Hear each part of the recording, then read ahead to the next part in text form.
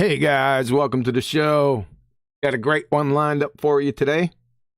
As usual, if you'd like to support this channel, there are PayPal and Patreon links in the info box below, along with the numpty clips. So make sure you don't forget about that. It's right in the information box below. Let's get to the panel. How's it going out there, guys? All right, good. man. Ballbusters, those of you in the audience. Good afternoon. Evening, everyone. What's shaking?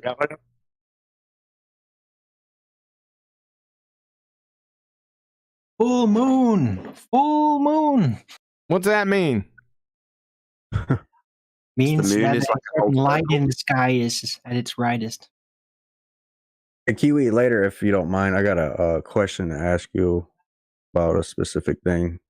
If it's not on science, then you have to wait till after the show. But No, we're good. no, it's on science. It's definitely on science. It's observation that. Okay. Oh, not much small talk going on. Importance of this subject, which Quantum Eraser has currently dropped anchor on, cannot be understated. We have been spindled into belief of sphere Earth beneath our feet by way of an application of language that utilizes words that mean empiricism, would be science, or experiment, or hypothesis, or theory. Those words, when used without an application of the scientific method, are defined as pseudoscience. That is what the ball Earth is propped up with, pseudoscience. So, to recognize where pseudoscience is being applied and claim to be science, because it will come with a title of science, it must do for it to be defined as pseudoscience, i.e. an application of a claimed science when no method has been applied. That would be pseudoscience. To spot it, you need to know what science is.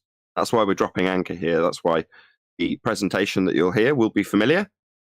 But repetition's what it's all about when it comes to understanding this stuff, and it's very important that we all do, so we know where we're being swindled. Yes, sir. Like I said, I'm dropping anchor here. People are going to get sick of it, but I want them to be able to recognize the words and phrases and understand their enemy. Make no mistake.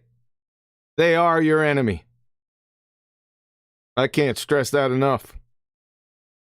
So know your enemy. Know the tricks of their trade, which is logical fallacy and science masquerading, pseudoscience masquerading as actual science. That's where you get them. So if you know those two aspects, you're golden. But as I said, I mean, how can I be begging the question if I didn't ask a question? Think about that.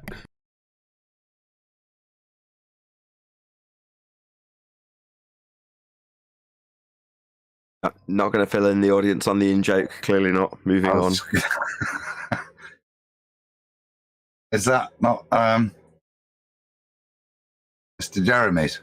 Gamma Panda, Shamalama, Gamma Panda, Ding Dong. Yeah, yesterday, listening to Ladies Night on 24/7 Flat Earth Discord. Shout out to the ladies over there. He decides to chime in, so he comes over to Ladies Night, think he's going to get something over on the ladies, and they charged him with begging the question fallacy, and he decided that, well, how can he be begging the question when he didn't even ask a question? Thank you for that. It shows exactly right where you're at, Mr. Magoo. So appreciate, that's what I always say. Just let them open up their incoherent pie holes and they'll do your work for you. Stay tuned to the numpty clips. It's going to be on there probably by the end of the day. Yes, sir. Thank you. They're still getting published on Miggy's channel. Yeah, they've slowed down a little bit because we've gotten sort of busy, but they should be populating up still. There's a boatload in there, about 85, 86, the last count, somewhere in that vicinity. Excellent stuff. And 2 in the hopper. Yeah, so just go into the description box and you'll see QE's numpty clips. I highly suggest, if you're bored, if you really want to, I think the globe earthers are the best flat earth evidence that we have. So I've put them in audio format for you. So you can distribute to family, friends, their loved ones, just to show them where the globetards are at. And it doesn't look good, and it's not smelling very well either. It's like a Glober snack bar. Quickly fried Globers. There's some ridiculous things on there that I even find myself doing double takes. Like, wait a second. What did you say? Yeah. It's I got to get it up on the website too, and that'll be happening shortly. Which, by the way, I haven't checked the website's numbers, and I haven't been doing that for the past couple months. But if I'm not mistaken, I'm over 20,000 hits on that website. But I'll confirm that maybe tomorrow, and I'll get back with you. But I'm pretty impressed with that. I wasn't expecting. It's almost been out a year. I think I released it somewhere in April of last year. So I think we're real close. If it's not close, it's surpassed it. The last time I looked, it was something like 19,000 or something. Right. So, I mean, that's a lot of people, man. And then in Google Analytics, you could find out where all the people that have hit the site, where they're at, like geographically, and it's all over the world. So I think I missed it. I don't think I got anyone in Greenland. But does anyone live in Greenland, by the way? It might get a lot more hits if you called it globeterminator.com rather than that site. Yeah, good. Yeah. globeterminator.com. I might want to put like a link or something in there. Is that what you're trying to say? A lot to learn, young Jedi. Yeah, I know, I do. The link to the Globe Terminator website is also in the description box. I'm telling you, people, there's a lot of good information in that info box. There's some video links in there. There's links to my channel, the Numpty playlist. There is a ton of good information in there. And I know a lot of people don't like it's not that they don't like it. They just don't think about it. I do that myself. Don't hit the description, but I find myself lately in other videos that I'm interested in, I'll hit that description box to see what kind of goodies are in there. Most of the time, it's not very much, but you never know what kind of gems you're going to find there. So, look at that. I can even put that in the chat. That's globeterminator.com. Let me spam the heck out of that, man. I say it verbally. A lot of people don't. You say people don't look in the info box. A lot of people don't look at the screen. Me, I'm one of them. Half the time when these videos are running, I've got them on and I'm doing the dishwasher or making dinner or doing something else. I'm actually listening. Normally, it's because I haven't got time. So the only time you do, get on and you're not looking at it. You're not sat in front of it. You've got to say these things verbally many times. For all your globe terminating needs, visit globeterminator.com. Yeah, we might. You know what? A good darn idea. We might as well do something like that. We got the technology, man. I can. Go ahead. Cool. I'm on there. I forgot. I'm actually on the site. Just bumped into myself as I was scrolling around. It looks pretty good and it works smooth. Good job. Yeah, there's a couple things, and I just posted it. There's a couple things on here that need not updating, but they need worked on. So we're going to try to get that squared away over the next month. Shout out to Davey. Try to get that squared away over the next month, right? Yeah. So there's Terminate. Like I said, it's got the proofs of the creator. Scientific proofs. It goes systematically, step by step. Okay. I had a lot of people hit this website and tell me that it's changed their lives. Seriously, I'm not making that up. So, like I said, it's systematic. There's no, how would you call it, fillers in here. It gets right to the point. It states a claim, then 1, 2, 3, 4, 5, 6 supporting points underneath it. There's no fluff in here. All right? Flat Earth proofs.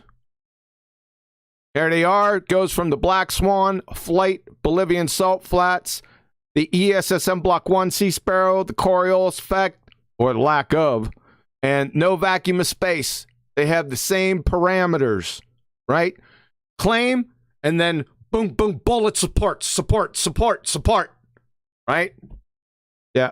This is invaluable. Like I said, I find myself, people are asking me, hey, can you give me the video of the vacuum of pressure or the vacuum of space proof? I just, sometimes I find myself chasing down the video and then I say, what in the world? I just go to my website and just give them this link, right? Just bam.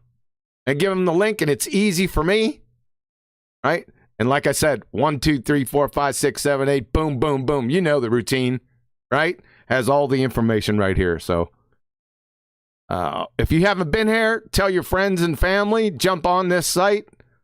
It'll change your life. Hopefully.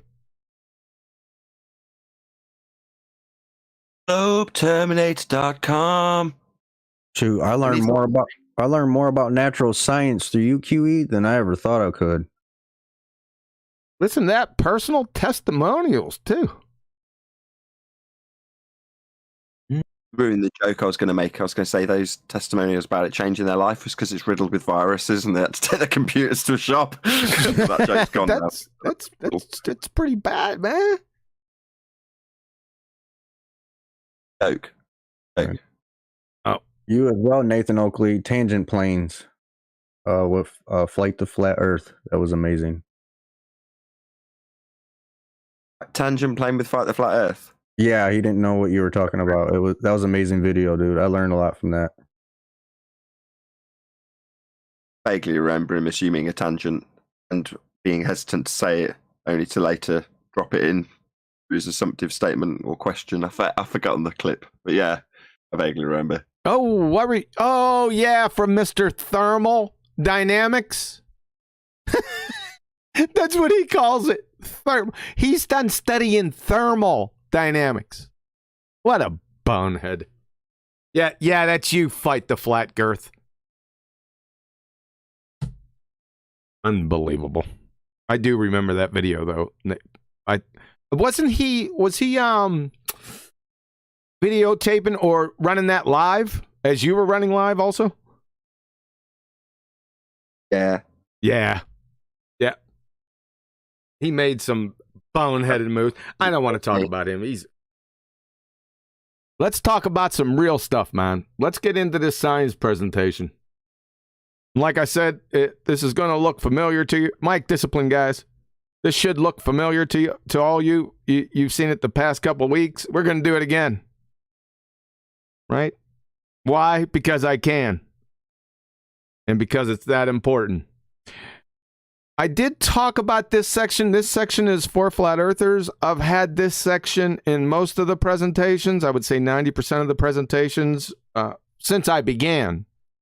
Even back in the cathexis days, I've had this presentation, so it's been going on for a while. And I've noticed, as I said last week, that I haven't heard too many of the Pete and Pete issues that flat earthers have been running around with lately. So that is, they're trying to indict actual science with the pseudosciences. That is putting the actual sciences, that's quantum mechanics, that's physics, chemistry, biochemistry, parts of biology, throwing them in the same basket as the demonstrated pseudosciences that go around calling themselves science, put them all in the basket of science, have that title right above them, right before they toss them in the bonfire. And that is a bad move, and it will get you embarrassed quick, especially anyone that can fog a mirror. But It seems like this is getting toned down. I haven't been hearing a lot of that lately. I'm thinking about maybe subtracting it out of the presentation, but it's going to take much more than that. I think they're just waiting until I do that, like set me up for a trap and then bringing their Pete and Pete's back out again. So I've got a weathered eye in your general direction. I'm not taking it out anywhere. It's staying. Let's get into this. As we've demonstrated, and we'll demonstrate again here, it's very easy to demonstrate that paleontology, anthropology, geology, archaeology, evolutionary biology, whatever that is, and yes, I'm still laughing, theoretical physics, non-experimental, that's redundant, by the way, astrophysics, astronomy, and cosmology, these are not frigging natural sciences at all. Because to be natural science, you have to follow the scientific method. You have to have hypotheses. You have to have those hypotheses validated by experiment. That's hypothesis test to be science. That's what sets science apart, natural science, apart from any other explanation. It's just that simple. These bozos up here, they can't do it. They can't get to the hypothesis stage. Now, the top 6 pretenders up here, they can get to the first step of the scientific method. They can't get to the first scientific method, so they can't even enter the method. That's what a joke these guys are, right? These guys right here can get to the first step of the scientific method. They can observe a natural phenomena. They can attain their dependent variable. However, they can't get the independent variable, the cause of their natural phenomena effect.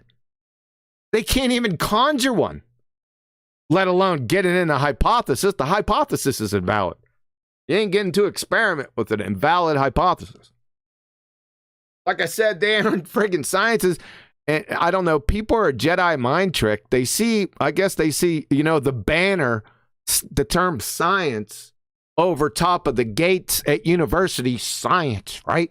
And they'll have one of these so-called disciplines, their names on the door, right? Well, that ain't happening. The names on the door ain't going to make it. You could have a name on a door, who cares? You got to have substance.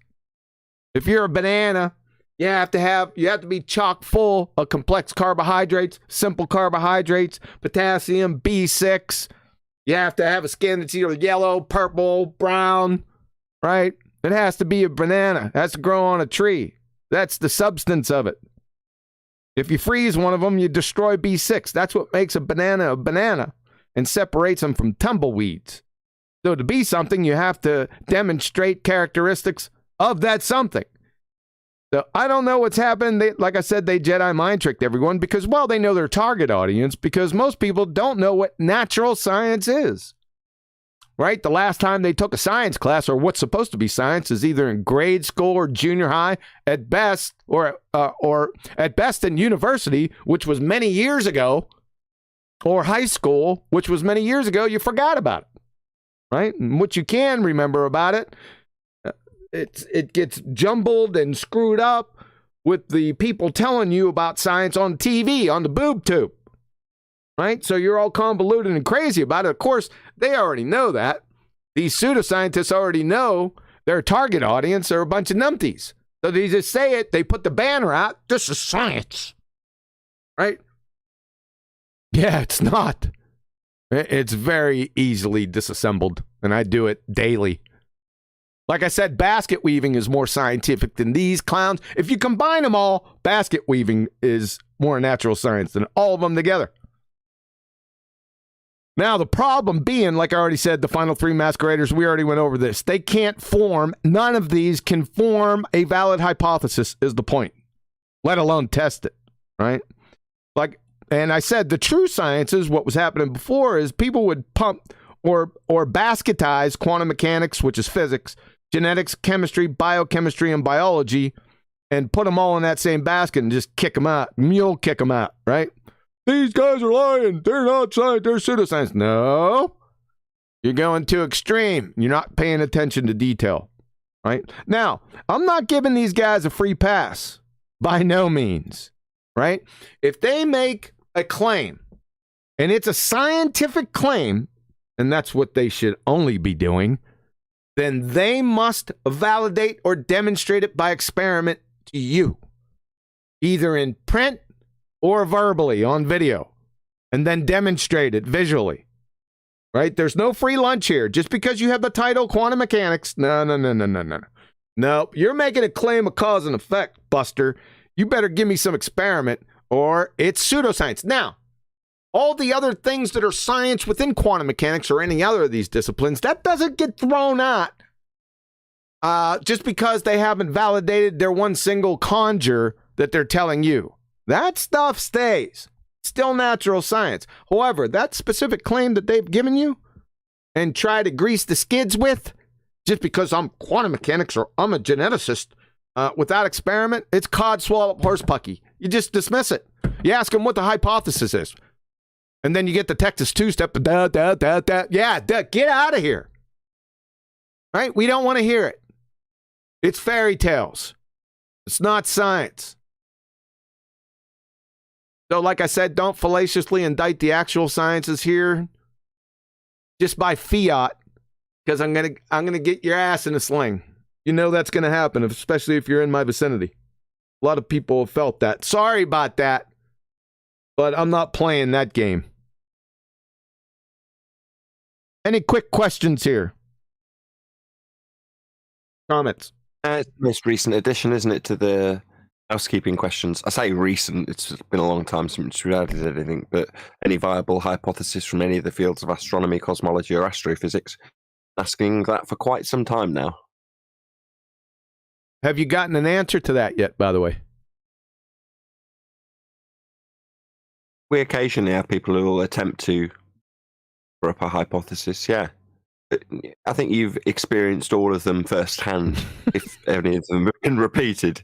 In other words, it normally falls apart at the first hurdle. Observe phenomena, they don't normally have one. So the actual question, Mike, discipline, please. So the actual point that he's talking about, it goes like this. Please provide a single viable scientific hypothesis in any of the disciplines in their entire history. The disciplines are astronomy, astrophysics, and cosmology. You'd figure if they were natural sciences, this is a cakewalk. It's a breeze, right? They could just start spitting them out at you. Let me tell you, folks, there is not a single valid scientific hypothesis, let alone experiment. Not a single viable scientific hypothesis in their entire histories. Not one. So then you have to say, well, can you have natural science without hypotheses? We ain't even had experiment yet, right? We just want you to write it down to see if it's viable or not, let alone test it. You can't do that because it's non sequitur. So I'm going to put you in a vice, right? And I'm just going to slowly start to tighten it, hopefully in front of an audience. See, that's why not too many scientists, you're not as dumb as you look. You're not going to come into our general vicinity because as soon as that happens, you're going to get compromised, and you're going to get compromised quick. We're at that point now. So that should be quite telling to people out there listening, especially the new people. So this is the question. This is what you do to any astrophysicist, cosmologist, astronomer. This is all you do. Good afternoon, sir or ma'am. Can you provide one single viable scientific hypothesis in the entire history of your so-called discipline? Get ready for the Texas two-step and the yeah. Okay. You just watch them dance. Because that's what's going to happen, folks. I guarantee it. And that's screaming tell that you're in fairy tale land. Any questions? Yeah, the good old days of asking people Where's your viable independent variable? Where's your dependent variable? What's your observed phenomena? Let's get the null, getting it all written down. And as you said, while that was all going on, there was a few PhDs that actually stepped forward, and it ended up being a complete embarrassment for them. Being chased, running away with their tails between their legs. Flat Earthers hot on their heels, going, give us a viable hypothesis. It's good. Yeah. That's a good old days, man. I haven't done that. We haven't done that in a while, right? I think we used to shout for the pink lettering. It's very powerful, John. The sort of things me and John D, still look at stuff and I think you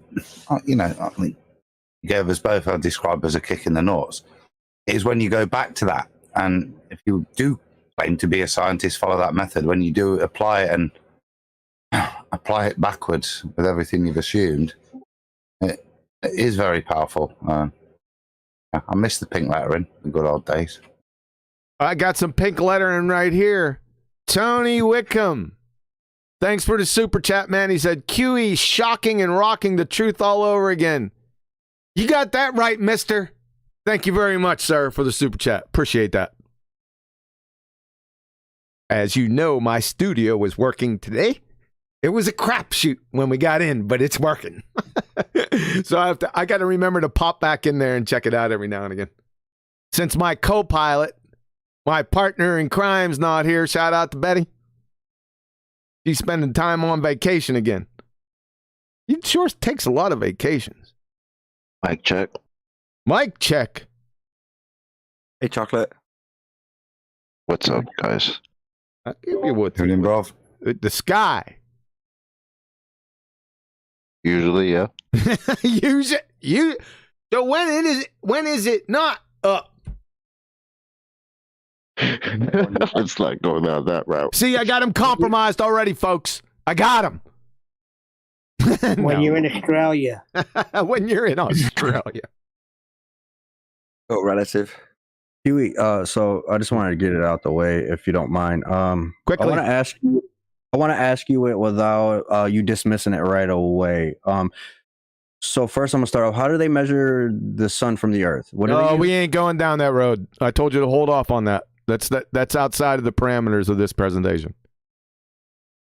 You can now, when we're done, you can ask that. I'll leave you go, and you can ask your question, whatever about the sun it can be. But we're concentrated just on natural science, not subsets or anything flat Earth. Just for right now. Appreciate that. I want to stay focused. Any comments up to this point? We can rock. Could just rattle off one quick quote from Professor Phil Bell as he's on screen. Sure. He says, Nathan says we assume are. Oh, yes. That hopefully answers the last guy's question. Moving on. Wait. Now, this really cracks me up right here. Everyone's heard this before, right? As soon as they get backed up right into the corner and they're getting ready to get beat about the head and the shoulders with just a flurry of blows, and they realize it, right? Semantics. This is one of their bagocks, many bagocks, right? There's a few of them. There's, gravity, gravity, refraction, cherry picking, you don't understand, semantics. This one, I don't get it. Who they trying to fool? I guess they're compadres who are Elmer Fudd's, right? Yeah, semantics. Yeah, words. They mean things. This is from an unknown sage right here. They got meanings. All right. And specifically in actual science, they have precise meanings. Let me show you something. From Anne-Marie Helmenstein, PhD, Biomedical Sciences. Words have precise meanings in science, like she actually needed to say it. Anyone that's been around any actual scientific discipline has had these two words, and Adam, you can back me up on this after I'm done. Accuracy and precision pounded into them to no end. You'd be like, please, okay, uncle, please stop. right? I get the message. Precise meaning. Why does she even have to say this? Why do I even have to bring it up in just, not even in natural science, in just conversation, right? If we don't define our terms, and I'm not talking about being pedantic, but defining is and, duh. But if we don't define our terms, then we're going to talk past each other. We are not going to communicate. If I'm thinking about apples and you're thinking about orangutans, right? We're going to talk past each other. And if it's going to get heated, people are going to get frustrated, not only the players, but the people out in the audience listening to the discussion. It's just going to circle the drain, right? Everyone knows this. So what you do is you define your terms. And that way communication goes smoothly, right? But they don't want you to do, Baltards aren't going to want you to do that because that stops them from making shit up like we know they do. So yes, we're going to force you to define your terms using the Socratic method. From Nielsen, Peter, natural, synthetic, and artificial, DNA, PNA, and XNA. As in all scientific communication, precise language is essential for giving and receiving messages correctly. Duh! Why do they even have to say it? Right? But they do. Why do I even need to support this? This is a joke. Even the premier pseudoscience, you know what? I can't give her that title. There's many pseudoscientists above her. However, she's still a pseudoscientist, paleontologist. She can't give you a viable scientific hypothesis regarding anything. Can you, Mary? Haven't seen you for a couple years now. Where you been? I digress. So what she says, exactly. That's one of the things I drive my students crazy on. Words count. Words are important. Choose your words carefully. Why? Because she's speaking to precision, to communicate, whether verbally or in text. Right? This is well da, and it's all sponsored by the Socratic method. Sound familiar? Probably not. A method of teaching, this is from Webster's New World College Dictionary. A method of teaching or discussion like that used by Socrates, in which by means of a series of questions and answers, the logical soundness of a definition is tested. The meaning of a concept examined. Right? So we can communicate with each other. Right? So there's no misunderstandings. So there's no miscommunications. Everyone's on the same sheet.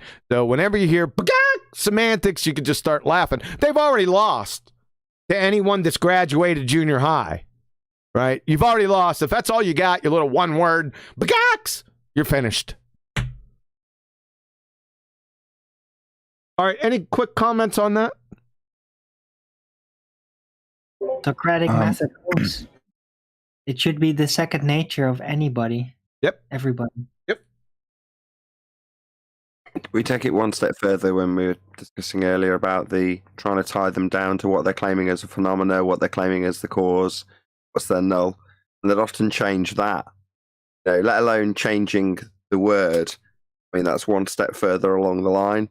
They'll literally, they'll give you a word that hasn't been defined and use that word that hasn't been defined as a claim phenomena, only later to substitute it for the cause.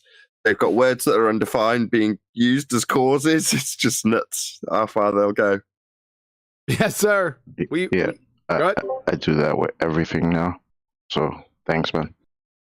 People find it very annoying. You try to get Socratic with everything. But yeah, we need to know what the hell we're talking about. Yes, sir. Be specific to me. Yeah. So thanks for that. Yep. I hear that a lot. What you mean? Yeah, man. It's, you mentioned at the beginning, I'd echo that, John. Yeah, it's crucial. And everything you do professionally to be accurate in what you mean, for what you mean to have a definitive meaning, particularly in medicine. It has to mean something very specific. And I think it was last week, I was on the debates and Issa came in and he was talking to ballers and having gravity meaning weight. I was talking with them by the point with chocolate. It's important. You can't proceed in a conversation somebody where gravity means weight.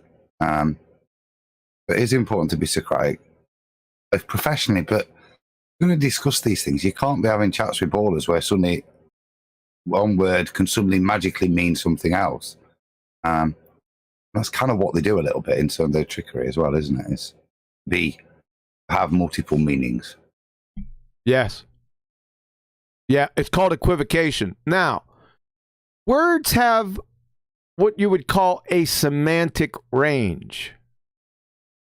And it's usually based on the context that they're in. Now, I'm not going to go down this rabbit hole too much. This is pretty much intuitive to most people, right? But there's not too many occasions that words have completely antithetical meanings when you change their context. I can think of zero.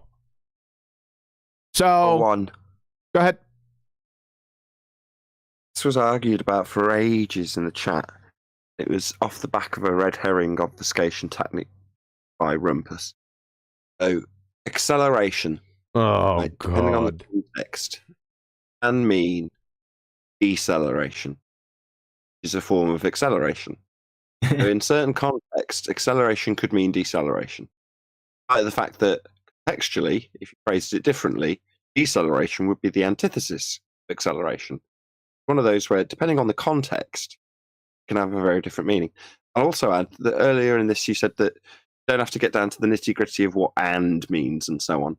Well, sometimes you do. It's not being pedantic because, it makes sense, when you've got somebody that's defined something loosely like gravity, then they substitute their loosely defined term, gravity, for it.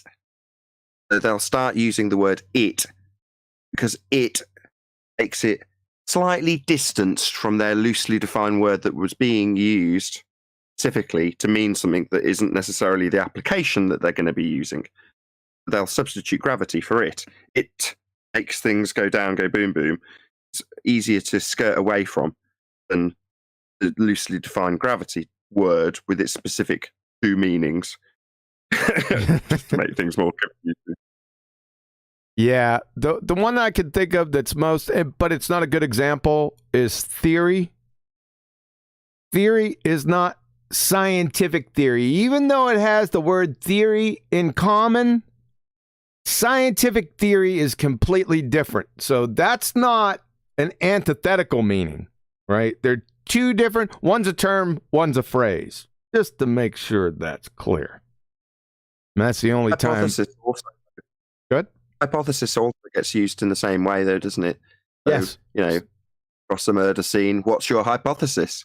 Meaning, what's your estimation, your best guess? Yep. Well, contextually, actually identical to a scientific hypothesis. It's your best guess, your supposition of cause. But contextually, when you say hypothesis in the framework of science, it's hyper-specific what you mean.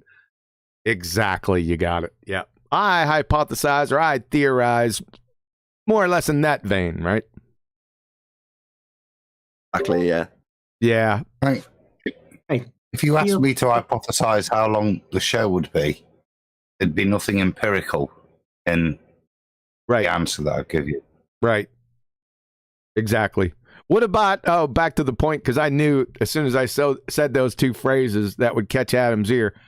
How about these two phrases? How many times have you heard these, Adam? Accuracy and precision.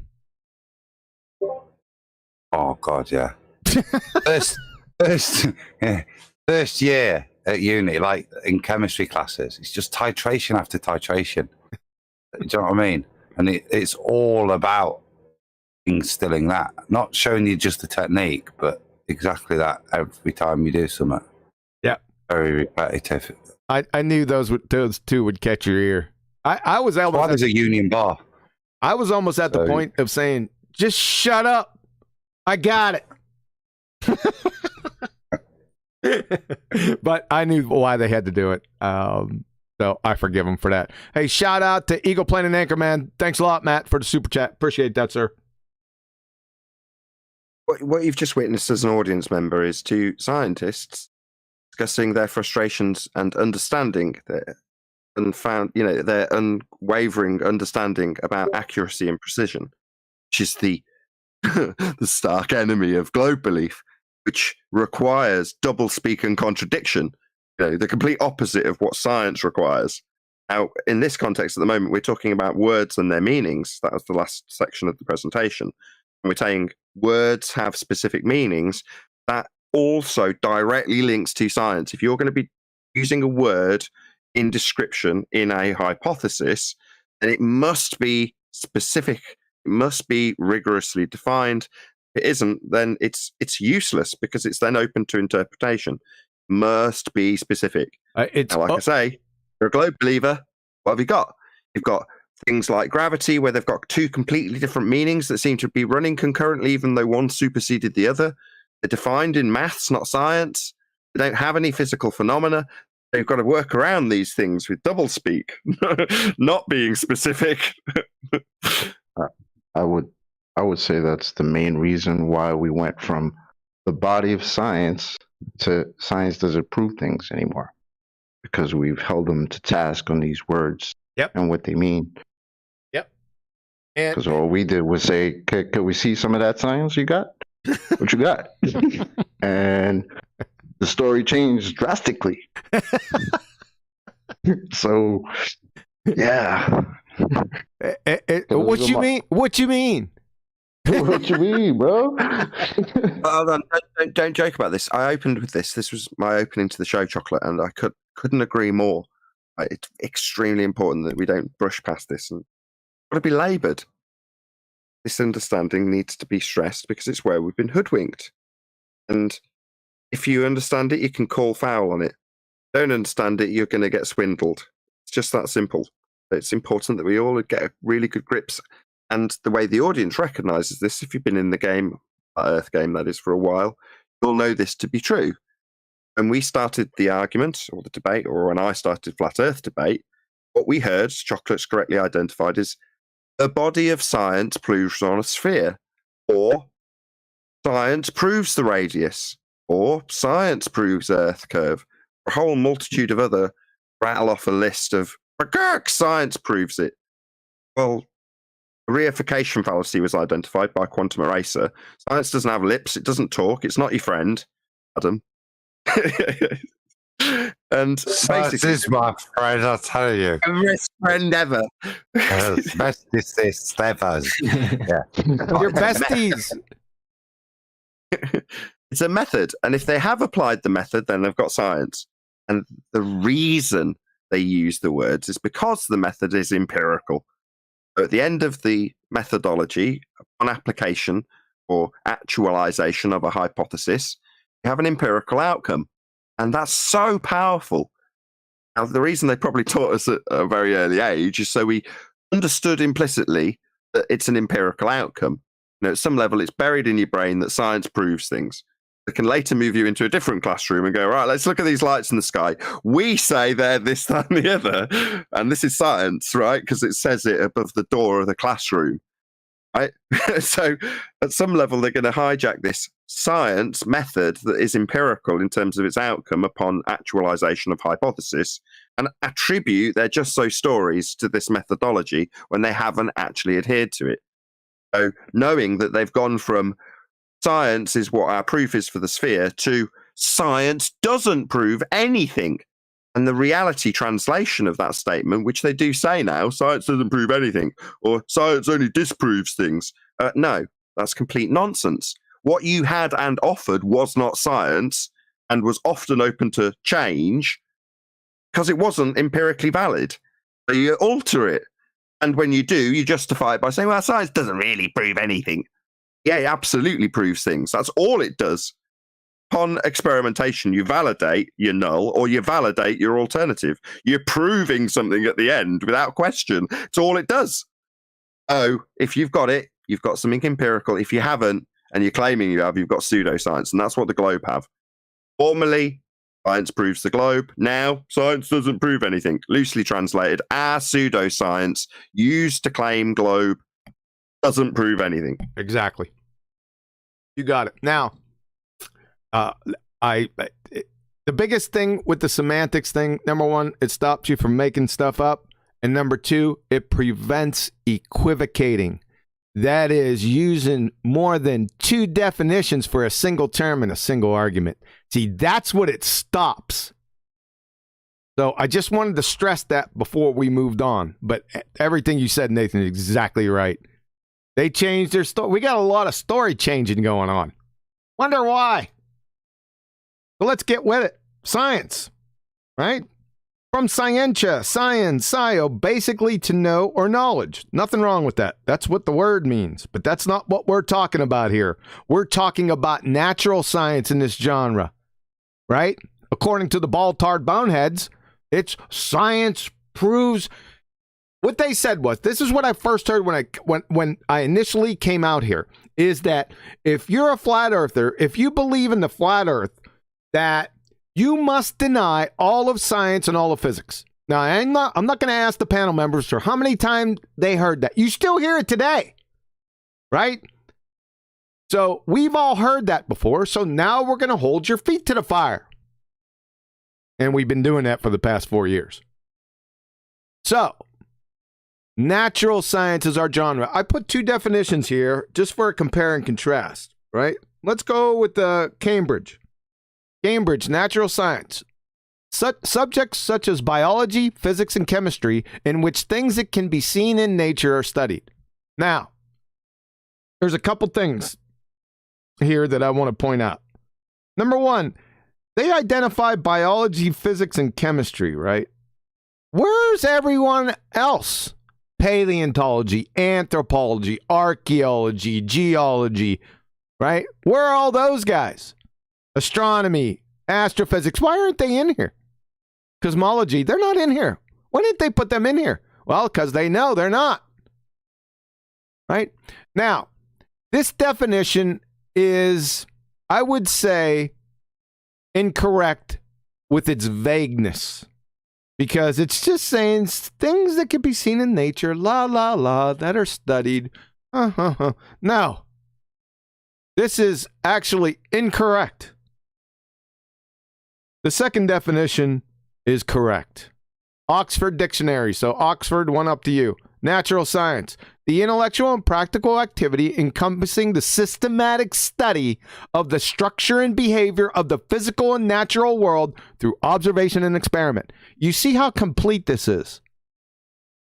As opposed to this. This is too vague and arbitrary. It's just too general. So that one shoots out the window. It just doesn't do it for us. Right? Why? From the University of Rochester Physics Labs, the scientific method distinguishes science from other forms of explanation because of its requirement of systematic experimentation. Right? That is very precise. If you don't have that, then you don't have that. And of course, you don't have that. And if we go back up here to this definition, right? Natural science, it doesn't mention anything about experiment. How could you do that? Study is a pretty general term, right? What does that even mean? They looked at some text or something? Read it twice? Yeah. Too ambiguous, too generalized. This is incorrect, right? I've peppered this a number of times through this presentation. I call it Pepperidge Farms because you need to remember this is a very important one right here. To be natural science, you must have experiment, period. From Michael Crichton, testimony before the U.S. Senate Committee on Environment and Public Works. Science is nothing more than a method of inquiry. Huh. Notice he didn't say methods of inquiry. Method. Singular. Back to Crichton again. From his transcript of Caltech, there is no such thing as consensus science. If it's consensus, it isn't science. If it's science, it isn't consensus. Period. Pretty emphatic about that. Why? Well, because consensus is one of the main tools of actual religion. all our priests agree with each other. Why? Then it must be true. No. That's the exact antithesis of science and the scientific method. That's why it was created, to get away from that. From the Law Dictionary, scientific evidence, the testing of a hypothesis or theory that is objective and in a controlled environment. You see any equations, models, gummy bears, or pictures up in this mug? Huh? Well, there's a reason why they're not mentioned here, right? Because they don't apply. They are not scientific evidence. Scientific evidence comes from validation empirically via the scientific method. And what is that? Like I said, I seen this on my 5th grade general science chalkboards back in the day. And it was, how would I say, indelible. It just burned it right in my retina. Right? I wasn't really into science back then. I was more interested in the playground. However, it left an impression on me. And probably because it was part of my destiny. Right? But I remember it like it was yesterday. So, I have 7 steps here. I highlighted, bolded, enlarged 3 of them because those are the indispensable steps. You can't have natural science, you can't have the scientific method without those 3. I'm not saying the other ones like literature review, analyze data, validate and invalidate hypothesis, report results, those are more administrative and logistical. I am not saying they're not important, and I'm not saying they're not used. I want to get down to the brass tacks and not quibble over these, right? But they are very important. But you have the big 3. You got them right there. I hope that burns into your retina. This first step gives you the dependent variable. The independent variable is added to the construct formal hypothesis, and the control variables are added to the independent dependent variable from step 3. Simple as that. Controls are constants. Now, let's go to Professor Wolf's over there, University of Rochester Physics Department, or Physics Labs. He has a lot of good information on this website. No doubt about it. But there's a lot of falsehoods also on the site. There was a time where I got sick of it, reading through all of the half-truths. He'd put some things as true and add on the other things that are not true, like he did here. We'll go over that here in a second. And so I decided to contact him. Contacted his secretary. Of course, then he was on vacation, and she promised me that he'd get back with me. Very, very nice secretary. I talked to her on a few occasions, but Professor Wolf's never got back with me. Probably because somebody called him up and said I was a flat earther. Scott Veach. You PhD Booker-eating schmuck. Yeah, I know you did. Clown. That's all right, Professor Wolf's. That doesn't recuse you from the train wrecks here. So I'm going to go through these, right? And then we'll circle back. So the scientific method has 4 steps. Now, he put it as 4. Well, what did he do? He subtracted the logistical steps out of it, right? That's all he did. No big deal. I don't have a problem with it. I do have other problems with this. So, 1, observation and description of a phenomenon or group of phenomena. That lines up with our natural phenomena observed up in step 1, the dependent variable. Number 2, formulation of a hypothesis to explain phenomena. You should have stopped right there. Right? Even this is incorrect, like I identified the last time. We'll get back to that. I'll circle back. In physics, the hypothesis often takes the form of a causal mechanism or a mathematical relation. Number 3, use of the hypothesis to predict the existence of other phenomena or to predict quantitatively the results of new observations. And number 4, performance of experimental tests of the predictions by several independent experimenters and properly performed experiments. Right? Pretty succinct, but incorrect. Number 1 is correct. Number 2, in fact, is wholly wrong. I didn't redline this. Maybe before the next presentation, I'll redline it. I'm going to show you why. Formulation of a hypothesis to explain the phenomena. Hypotheses don't explain anything. Hypotheses, scientific hypotheses, are suppositions of natural cause and effect relationships. They don't explain anything. The explanation comes from the conclusion in the next step experiment. So, in fact, this is incorrect. This is most assuredly incorrect. The hypothesis often, this word often, takes the form of a causal mechanism. Nope. Always. The dependent variable is the effect. The independent variable is the cause. You can't have a hypothesis without an independent and dependent variable. So they are all cause and effect relationships. It has nothing whatsoever to do with a mathematical relationship to anything. You don't find equations floating around in nature, Professor Wolfs. Duh. In fact, it's non sequitur. The whole thing is non sequitur, number 2. Number 3 is also non sequitur. The use of hypothesis to predict the existence of other phenomena. This is Mystic Meg stuff.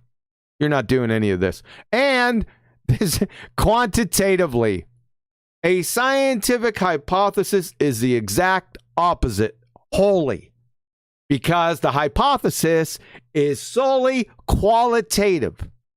That is, it either causes the effect or it doesn't. Period. That's how it's only qualitative. Very simple. There's no secret knowledge here. Right? It just follows logically. And number 4 is correct. Performance of experimental tests of the predictions from the hypothesis, by the way, by several independent experimenters and properly performed experiments. That's correct. So, if you boil these all down, guess what they look like? My 3. Right? That's what they look like. Still waiting on you, Professor Wolfs. Listen, we got some openings on the panel. You can come on in here, tell us how many degrees you got, how many publications and stuff, and then we'll get to cases. Okay? The scientific method. You see that D right there? It's not followed by an S, which makes it singular. So, ballers, you need to understand the difference between singular and plural with your methods. Okay? From Anne-Marie Helmstein, PhD, Biomedical Sciences. The number of steps varies from one description to another, like we were talking about before. Mainly when data and analysis are separated into a separate step. But this is fairly standard list of 6. She's got 6 scientific method steps, which are you are expected to know before any science class, right? You're expected to know this. Not in the science class. Like I said, at university, the scientific method was never mentioned. Not once. I can't remember it. Why? Because I already knew it. You had to know it to be in discipline. Right? If you didn't know it, it would be like, I don't know even how to put this in a framework. If you didn't know what the scientific method was in an actual scientific discipline, it would never happen. You wouldn't even get into class. They wouldn't even accept you into the school. So that would never happen. I don't even know why I'm bringing it up. Right? So, like I said, she says 6 scientific method steps. It really doesn't matter. She's probably like she pulled out data and analysis, right? She didn't talk about literature review up here, which you have to do. All right. So it doesn't make it a different method. You don't have different methods because somebody has 6, another has 4, another has 3. Right? Just being pedantic idiots. So, in summary, the king of the scientific method is experiment. It's birthed from the queen, hypothesis, which is birthed from the first step of the scientific method, observe a natural phenomena. The critical, indispensable steps, we can boil it down right here. If your method doesn't have observe a natural phenomena, where you get your dependent variable, formulation of a hypothesis, where the supposition is just juxtaposed between the effect and the independent variable, if you don't have those two, and the experiment, where the control variables or constants are added, then you don't have the scientific method. You just don't.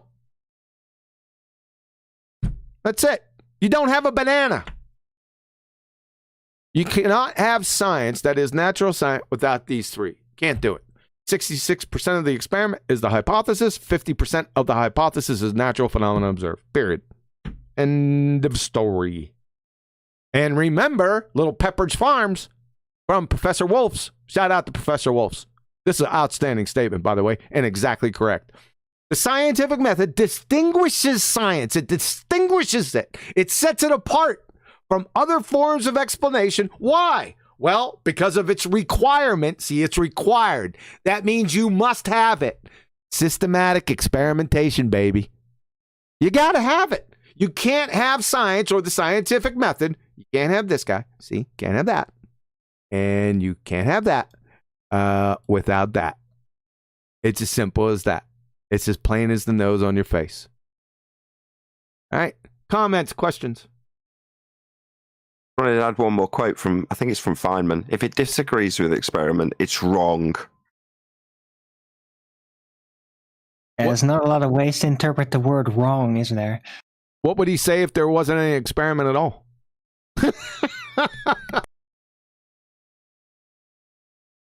You can't prove it. If you just go to Scott Veitch's methodology, you kind of mentioned it was obvious that they didn't teach you the scientific method at university. Well, I did A-level psychology, and what I do remember from back a long time ago was them taking time to explain to us that this wasn't science, in terms of we were still using a hypothesis, we're still rejecting or accepting nulls, but they went to great pains that it was not science. This was statistical based and, not science, put simply, and therefore the way we use the hypothesis is slightly different as well. With that in mind, it was just with regards to Scott Veitch, he made a little disclaimer, I think at point 2. It'll be on the screen now. Oh, that wasn't M. Scott Veitch. That was Professor Wolf's at the University of Rochester Physics Labs. M. Scott Veitch called him and told him that I was a flat earther. So, what I was going to say was it says in physics, and then relates to the mathematics and that. Hold on a second. I'll pull it up for you.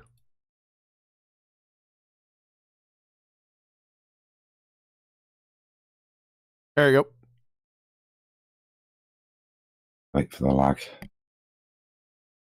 It says something like in physics.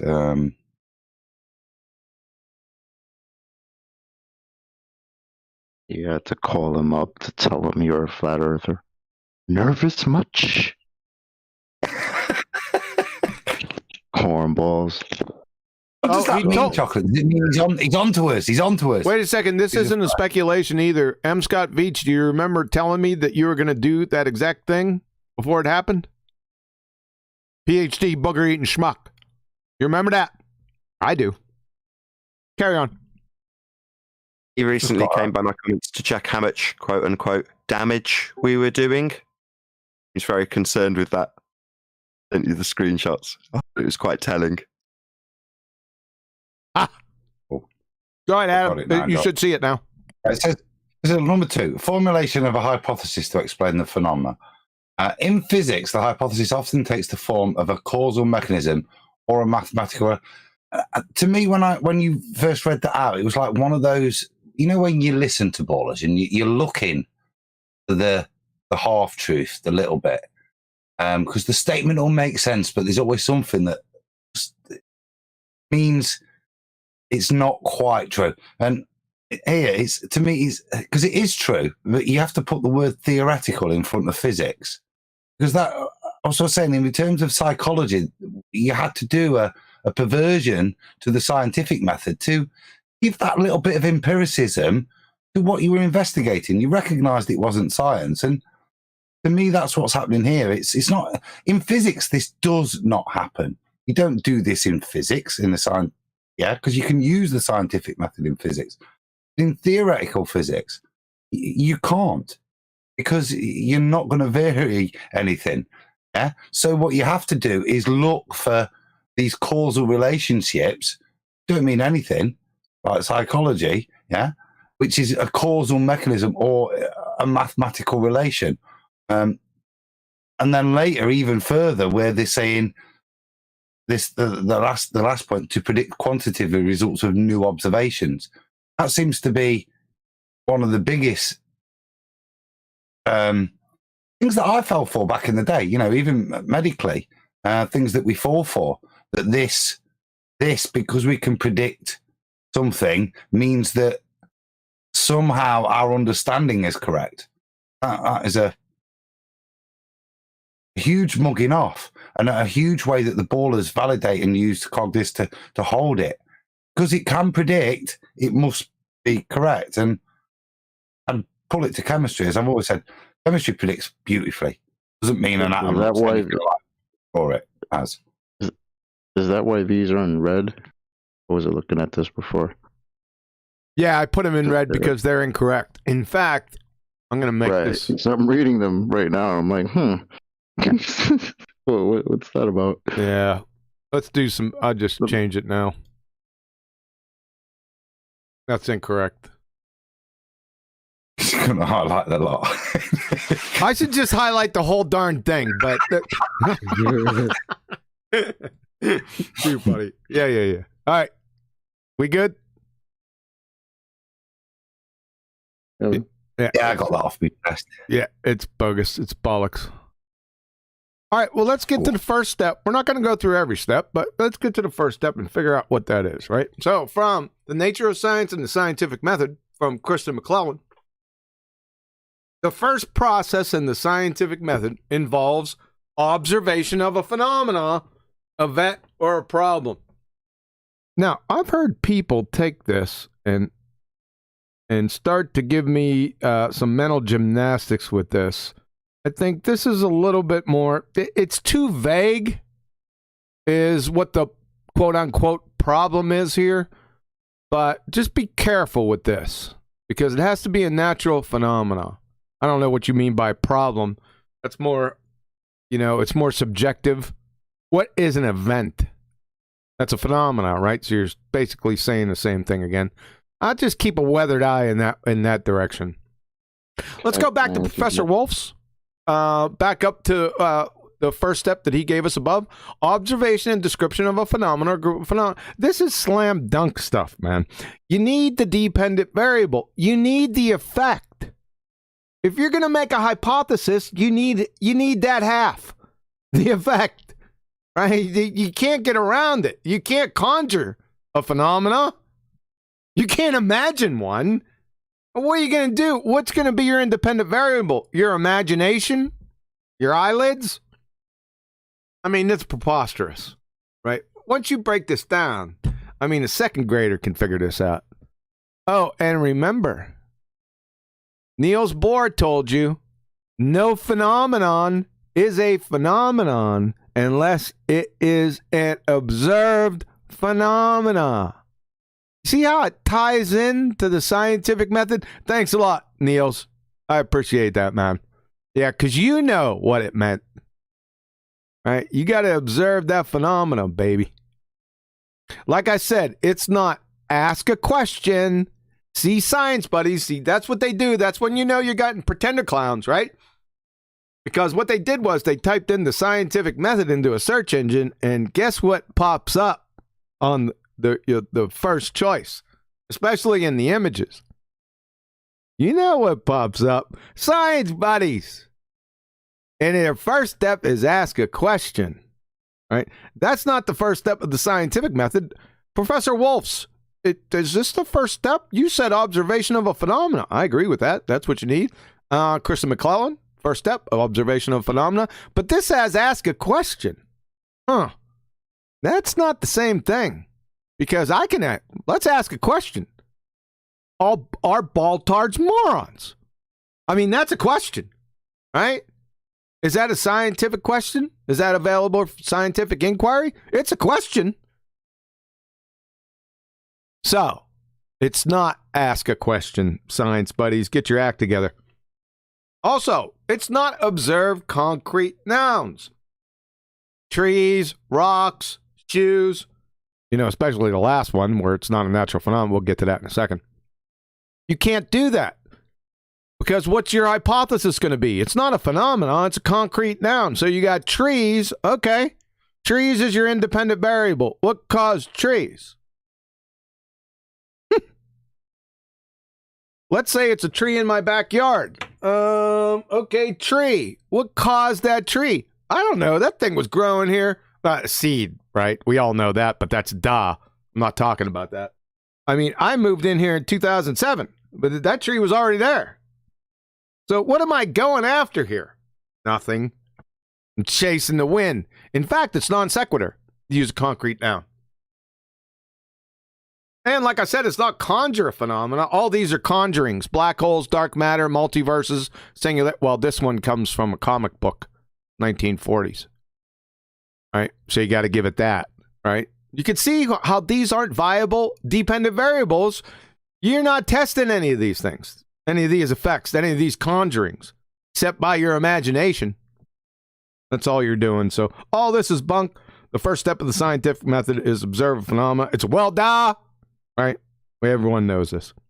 So let's get into this. This is one of my favorites. Natural, right? This ebbs and flows. I've heard this the other day. No, in fact, I heard it yesterday. Everything is natural. That's what I heard from a baller, of course. Really, let's see.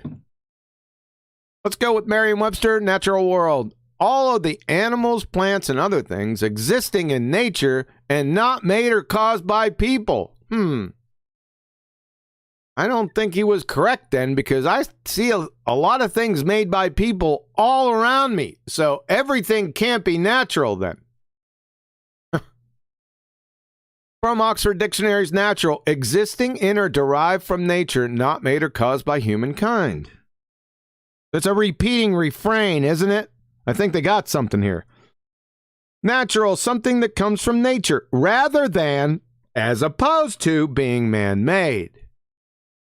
And lastly, from Cambridge, from nature, not artificial or involving anything made or caused by people. So we got some consistency here. Wouldn't you say? This is common sense. Everyone knows this. I mean, everyone that's not a baller knows this.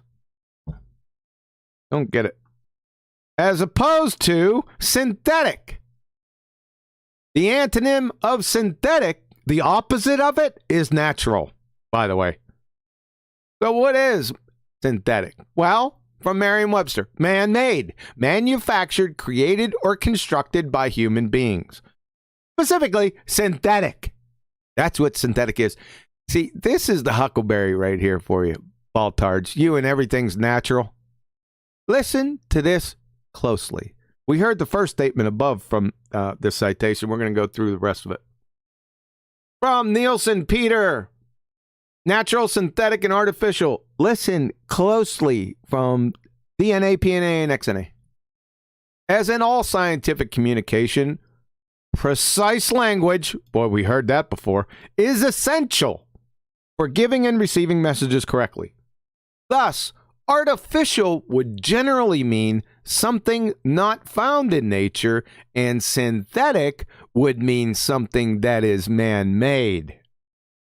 To make a chemistry analogy, chemically synthesized B12 vitamin would not be considered artificial, as it is chemically, analytically, and functionally indistinguishable from naturally isolated B12 vitamin. Here comes the punchline. But it is not natural either. That is obtained from nature. It is synthetic. Oh, baltards. You have some splaining to do. You're a grown adult and can't reconcile the difference between synthetic and natural. You got big problems. At a fundamental level. At a Mr. Magoo level, you got fundamental problems right here. That's your huckleberry right there.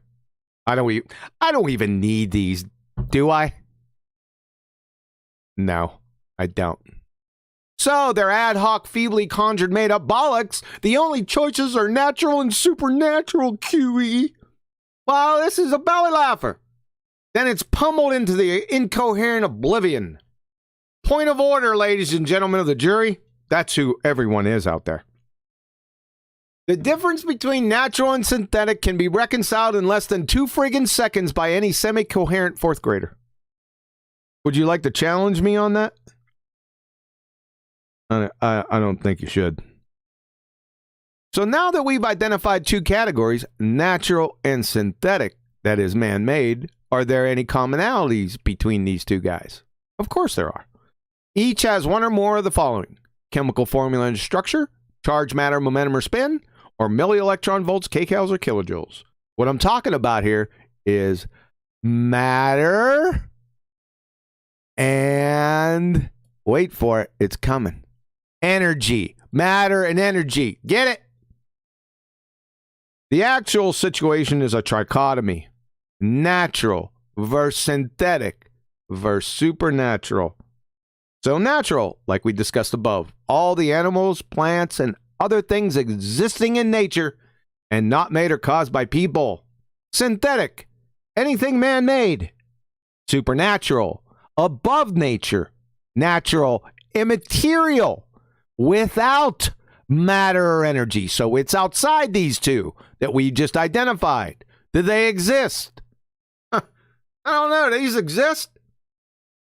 Supernatural, information, time, and thoughts. There is no matter and energy in here.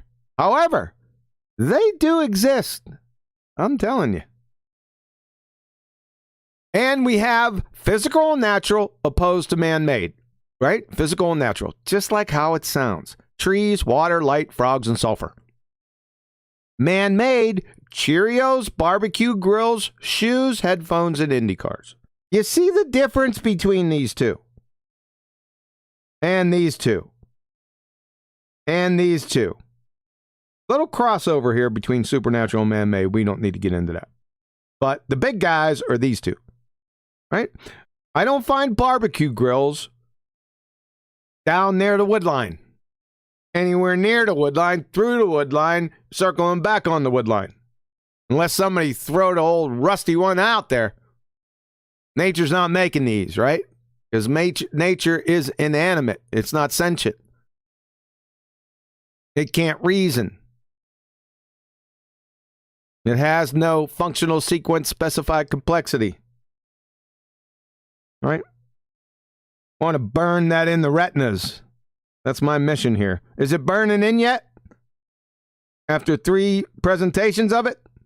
Maybe.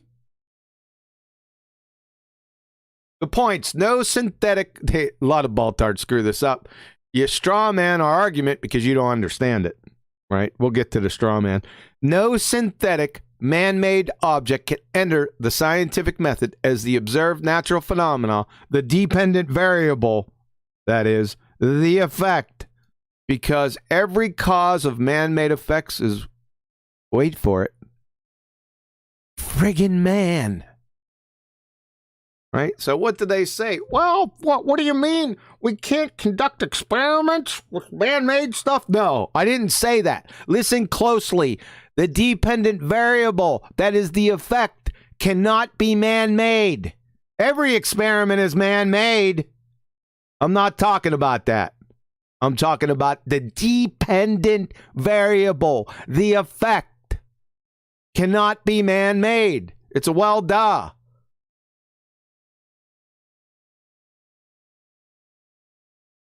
Number 2, physics, that is quantum mechanics, chemistry, biochemistry, genetics, and biology are what? Synthetic or natural sciences? Now, there's a caveat here. And I should have highlighted them. Chemistry and biology. Now I'm going to get some blowback from Adam, but he's going to have to agree with me after I talk about this. We'll touch on biology. Just the other day, I told a person, the biologist, you'll be hearing him again shortly. I told the biologist that parts of biology are not scientific, right? Namely, and I can name hundreds of them, the taxonomic classification system. That's just human beings creating conventions. There's no science in that.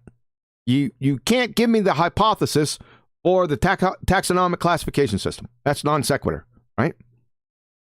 However, some parts of biology are science. Those parts that are scientific must be validated by experiment. Now, chemistry also. A big part of chemistry is synthetic chemistry, right? That's not going to fall into natural. It's just not. So there's the differentiation there, right? You have to take each subject. It's got to be hyper specific and then drill down. And it's real easy to tell if it's natural or if it's not. If you're talking about sugar substitutes, well, that's chemistry, right? However, those are synthesized. They're man-made. So they don't follow in the scientific method. They can't. It's just that simple. Number 3, natural science deals with the natural world, which is evaluated and assessed via the scientific method through hypothesis testing. Here comes some more Pepperidge Farm. Thanks, Professor Wolfs.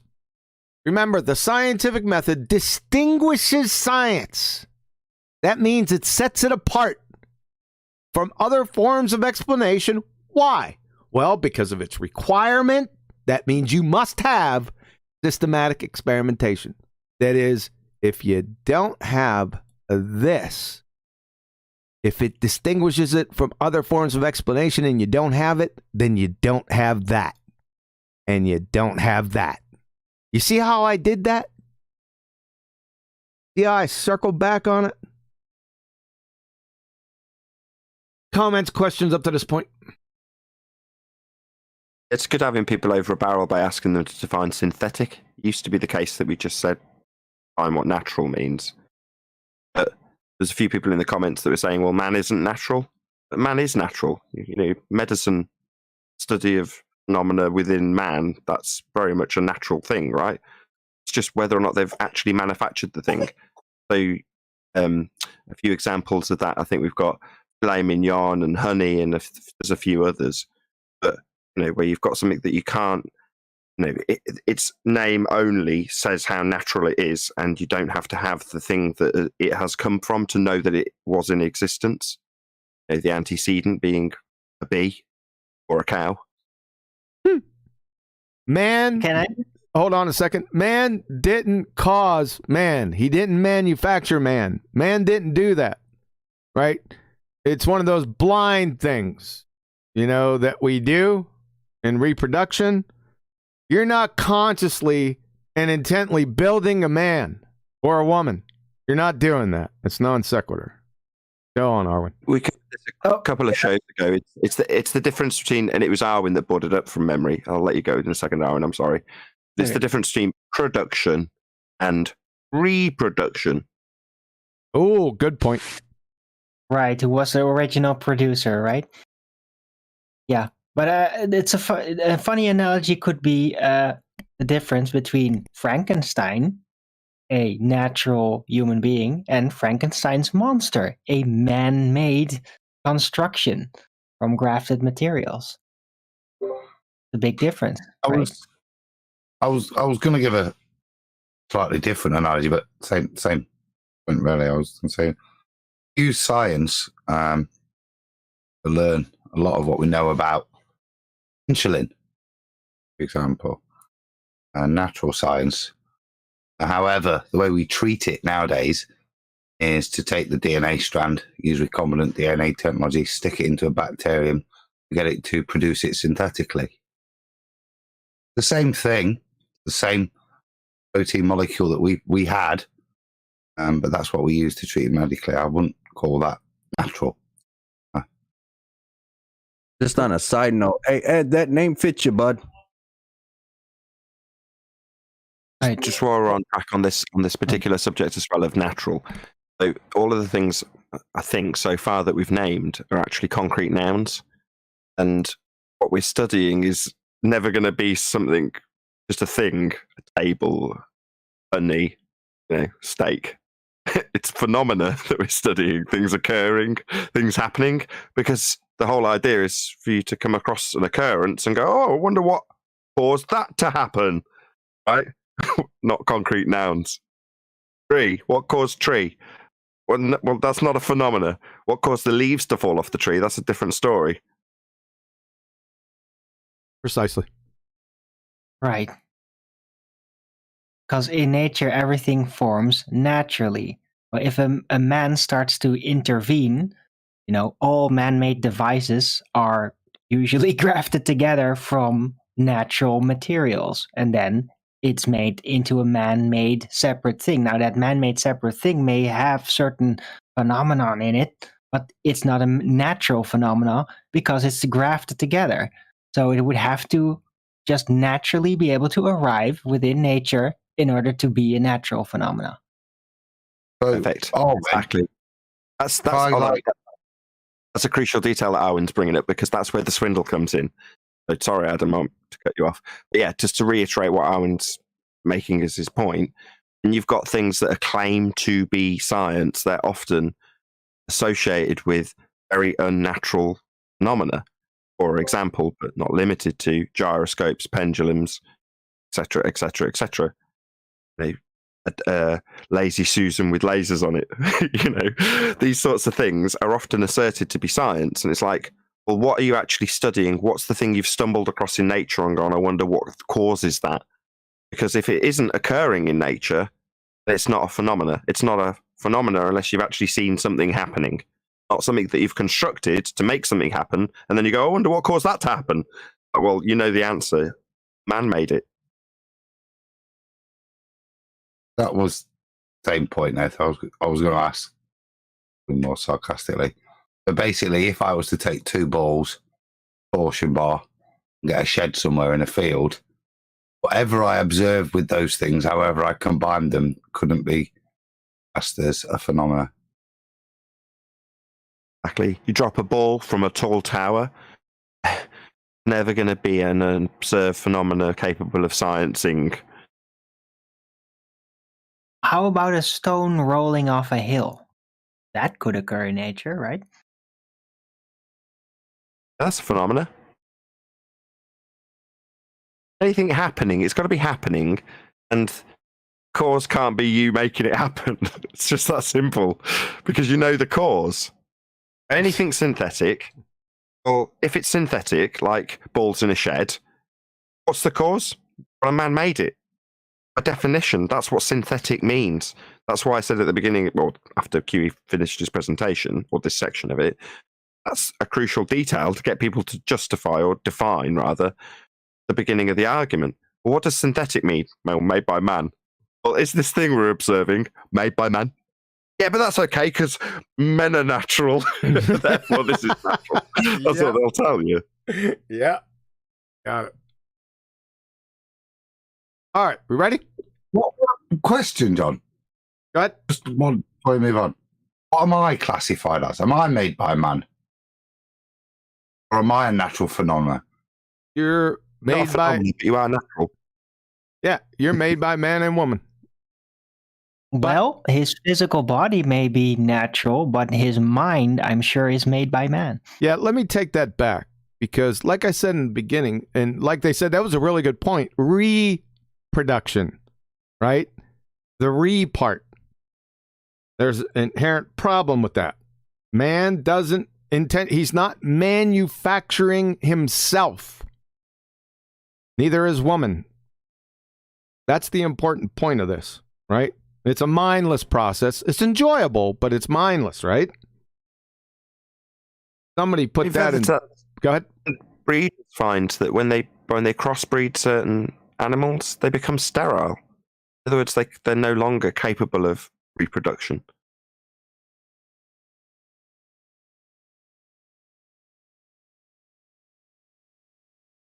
Anyway, lovely.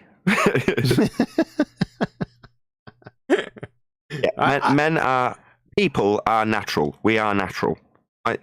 And there's a whole field studying the phenomena that us as natural beings experience, right? Adam's very much a part of that. Yeah.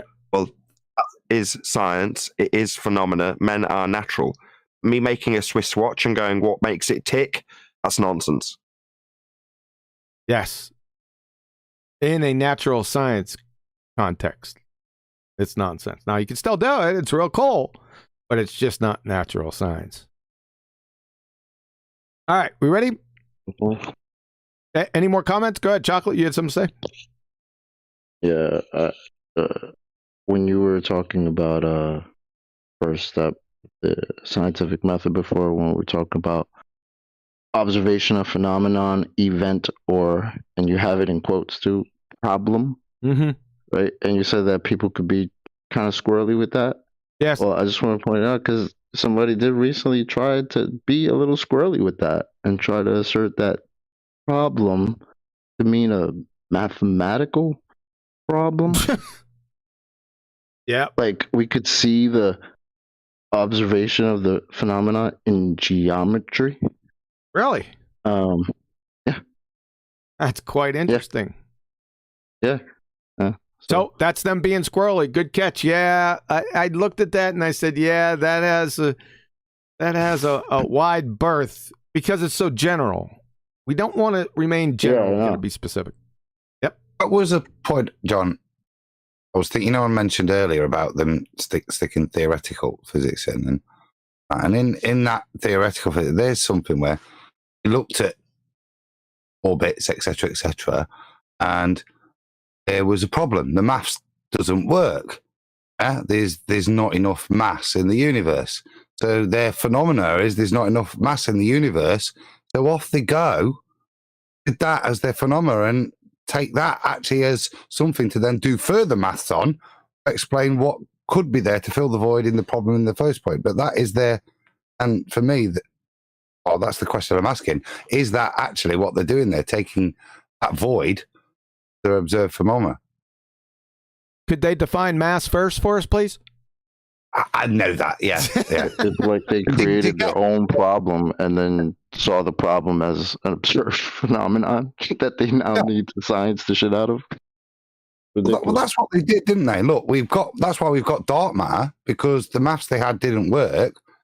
So the thing they then moved on to investigate is the hole in the maths. Not actually a real thing, just the thing that disproved the thing they believed in the first place. So that's surely what they're taking as their being on there and then working from there. We've got this dark matter. It has to exist because our maths is right in the first place. So that's our phenomena. Now we'll do some further mathematical experimentation on that hole that we've identified. To me, is it has to exist because math is right in the first place. Did you say mathematical experimentation? Yeah. That's what they do. That's what they do in theoretical physics. Yep. It was in air quotations, John. Oh, I did hold my fingers up as I said it. Yeah. Yeah. All right. We ready to roll? All right. So let's keep it simple. We want to find out if a subject is even available for scientific inquiry. So I came up with a simple two-step algo. So step one, and I'm going to go into the reasons why just beneath it. And then I'll show a couple examples from the Baltar community. Step number one is the inquiry concerning nature or B, man-made object. Well, if it's B, then it isn't a valid scientific inquiry. We already went over the reasons why for that.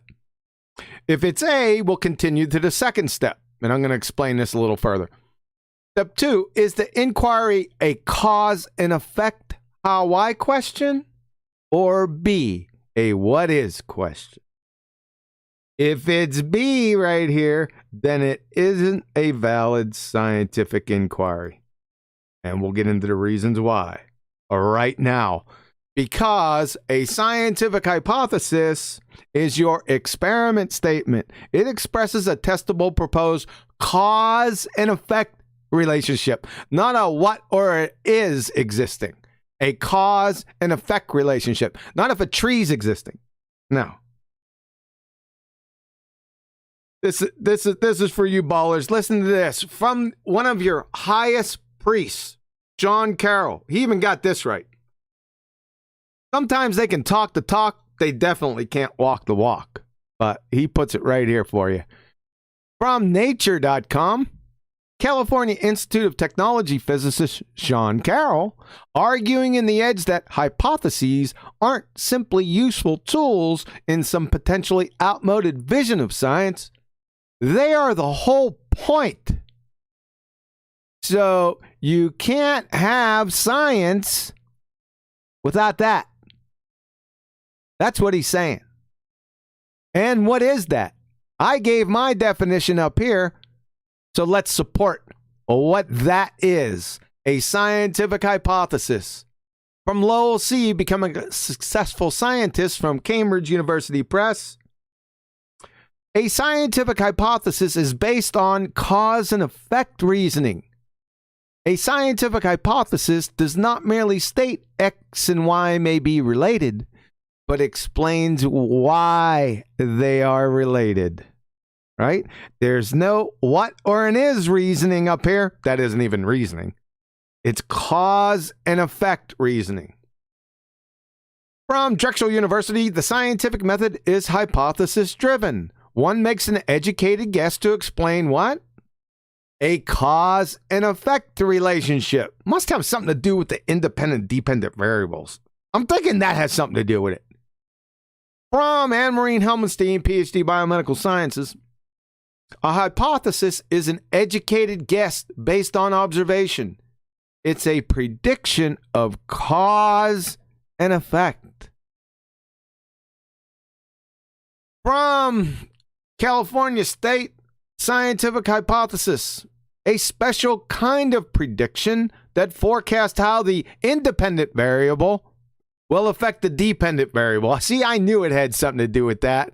The cause, independent variable. See the connection? The effect, dependent variable. Like a glove. From North Carolina State, or the University of North Carolina, Chapel Hill. In an experiment, the independent variable is the variable that is varied or manipulated by the researcher, and the dependent variable is the response that is measured. An independent variable is the presumed cause, whereas the dependent variable is the presumed effect. The IV is the antecedent, whereas the DV is the consequent. Right? Very simple. Right? It's hand in glove. Cause and effect, independent dependent variable, over. Must be cause and effect reasoning. Nothing else can fit in an actual scientific hypothesis. Can't do it. So, are these valid scientific inquiries? So I'm going to give you a couple of examples. Now, people on the panel, you're not going to be able to hear this, right? But that's okay. Don't worry about it. The audience will. And I've written them out. So it's real short, about a minute, right? So let's see what they have to say. I've got a very simple example. Very simple example. We want to study whether salmon go back to the same spot. So what we do is we're going to tag a whole load of salmon, yeah, and we're going to monitor those salmon, and we're going to monitor their return back into shallows, yeah, and then we can say, okay, they are definitely coming back to this location. What independent variable have I manipulated?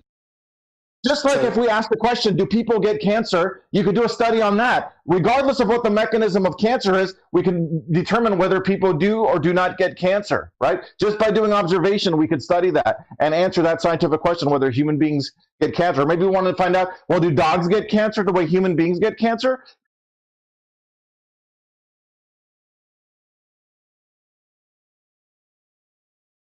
Okay. So, are these valid scientific inquiries? From Globetard Goober number 1, Druss the legend, aka foolish decisions, or just fool. So he says they're talking about what is or what is not science or available for scientific inquiry, and he puts this up. Right?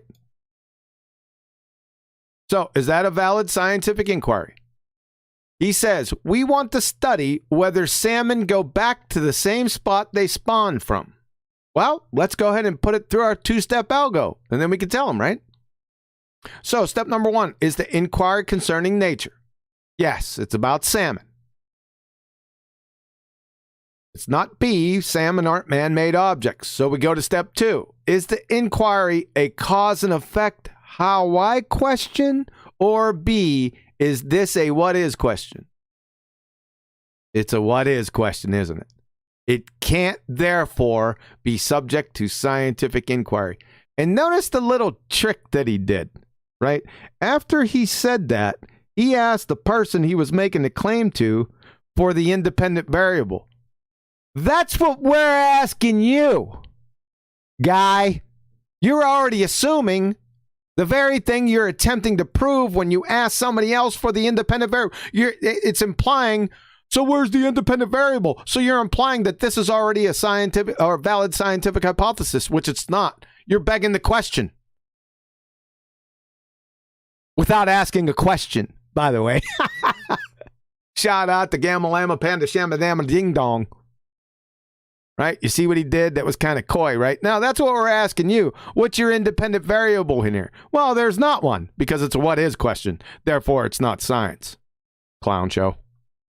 Globetard Goober number 2 is Jake on the Plane. He had 2 claims that are available for scientific inquiry. Do people get cancer, and do dogs get cancer like human beings get cancer? Right? So, again, the two-step algo. Very simple to reconcile and evaluate. Step 1 is the inquiry concerning nature of man-made objects. So, nope, it's cancer, it's nature. It's good to go. So, step 2. Is the inquiry cause and effect how I question? Both, or are both what is question? You can answer those questions yourself, because they're both what is questions. They are not available for scientific inquiry. You see how easy that was? That's how easy it is. So pay attention to the words that are coming out of their mouth, right? And just put the simple 2-step algo to anything that they claim is science. Don't let them throw you like he tried to throw chemo with, where's my independent variable? Yeah, that's what we're asking you, Crayon Muncher, right? Because you can't point one out because it's not science. It's not a hypothesis. Comments, questions?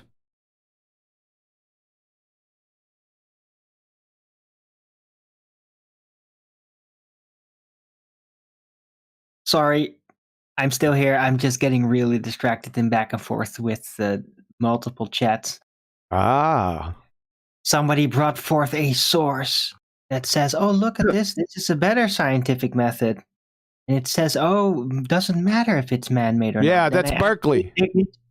I digged into it, and I actually checked like the grocery list of who made it, and there were no physicists in the entire thing, not a single one. That doesn't matter. It's a good one. Is that the one about smiles? Is that the one I think? Yes. And sugar subs and smiles. Yes. Yep. Let me just say this before you guys get into it. The citation is not the argument. Often, that's where the argument begins.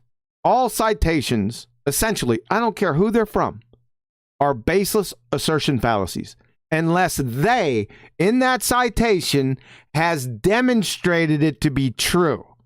This is just common sense, right?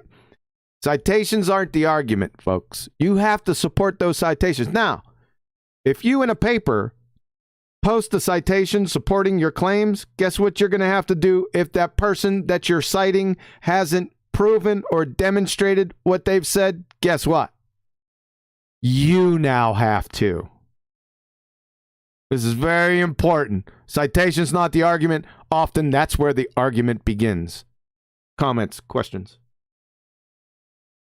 It's right where this presentation began, so it's down to the semantics of defining what we're going to be talking about. And what we're going to be talking about in this regard is the method of science. We're going to start by talking about how is it going to be set out in theory, colloquially. Now, I use that word intentionally because I'm going to define the difference in a minute. Now, your supposition has to be defined rigorously. All the words that you're going to use in your supposition, that would be a hypothesis, get defined at the early stages. Now, when we're asking for a hypothesis from any of the fields of astronomy, cosmology, or astrophysics, we're not necessarily asking them to empirically validate that which they write down on paper, as you put it. That's the starting point, defining terms. Now, the end point is the empirically valid bit. It's a baseless assertion if I say Richard Feynman says if it disagrees with the experiment, it's wrong, and what you're saying disagrees with the experiment, therefore it's wrong. Well, that's a baseless assertion, as Quantum Eraser rightly points out.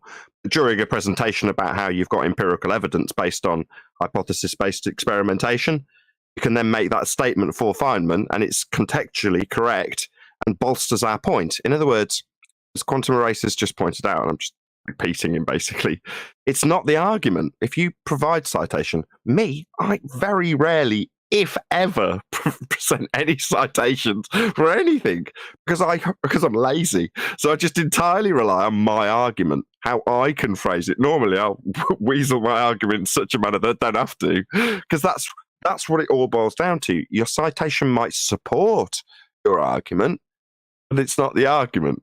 And in terms of when you're presenting scientific evidence, you present that which has been empirically validated by cause and effect, and then there is no arguing with it. There's no debate anymore. It's empirical. That's the point. But like this presentation is set out to do, you've got to understand what is and isn't science to get there. And the defining terms bit, man, that's way before the empirical evidence bit.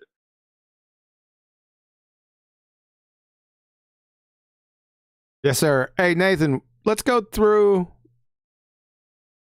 any comments and questions from everyone in here. If we could do that. You want to be in charge? Could you handle that one? Probably not. I feel like death. I didn't want to have to pull that card. Get someone else to do it today. Okay, I'll do it. All right, Andrew 11-7. You are off mute, sir. Comments, questions, concerns? Thank you, sir, but I just got in, so I guess I'm kind of irrelevant. You're kind of what? Irrelevant. I mean, I don't have that much content of what has been talked. Oh, gotcha. Okay, yeah, but you're not irrelevant, sir. Oh, okay, fair. All right. All right, thanks. Arwen. Yes, sir. Any comments, questions, concerns with the presentation? Well, I think you put it down really well once again, clear and concise. Yeah, I guess it really is just a job of repeating it over and over again. And how can you get it through in an entertaining way that is memorable? And I think you're doing just fine. And it was nice to be able to contribute to it based on what I've learned over the years. That was very concise. Thank you. Broken Curves. Comments, questions, concerns?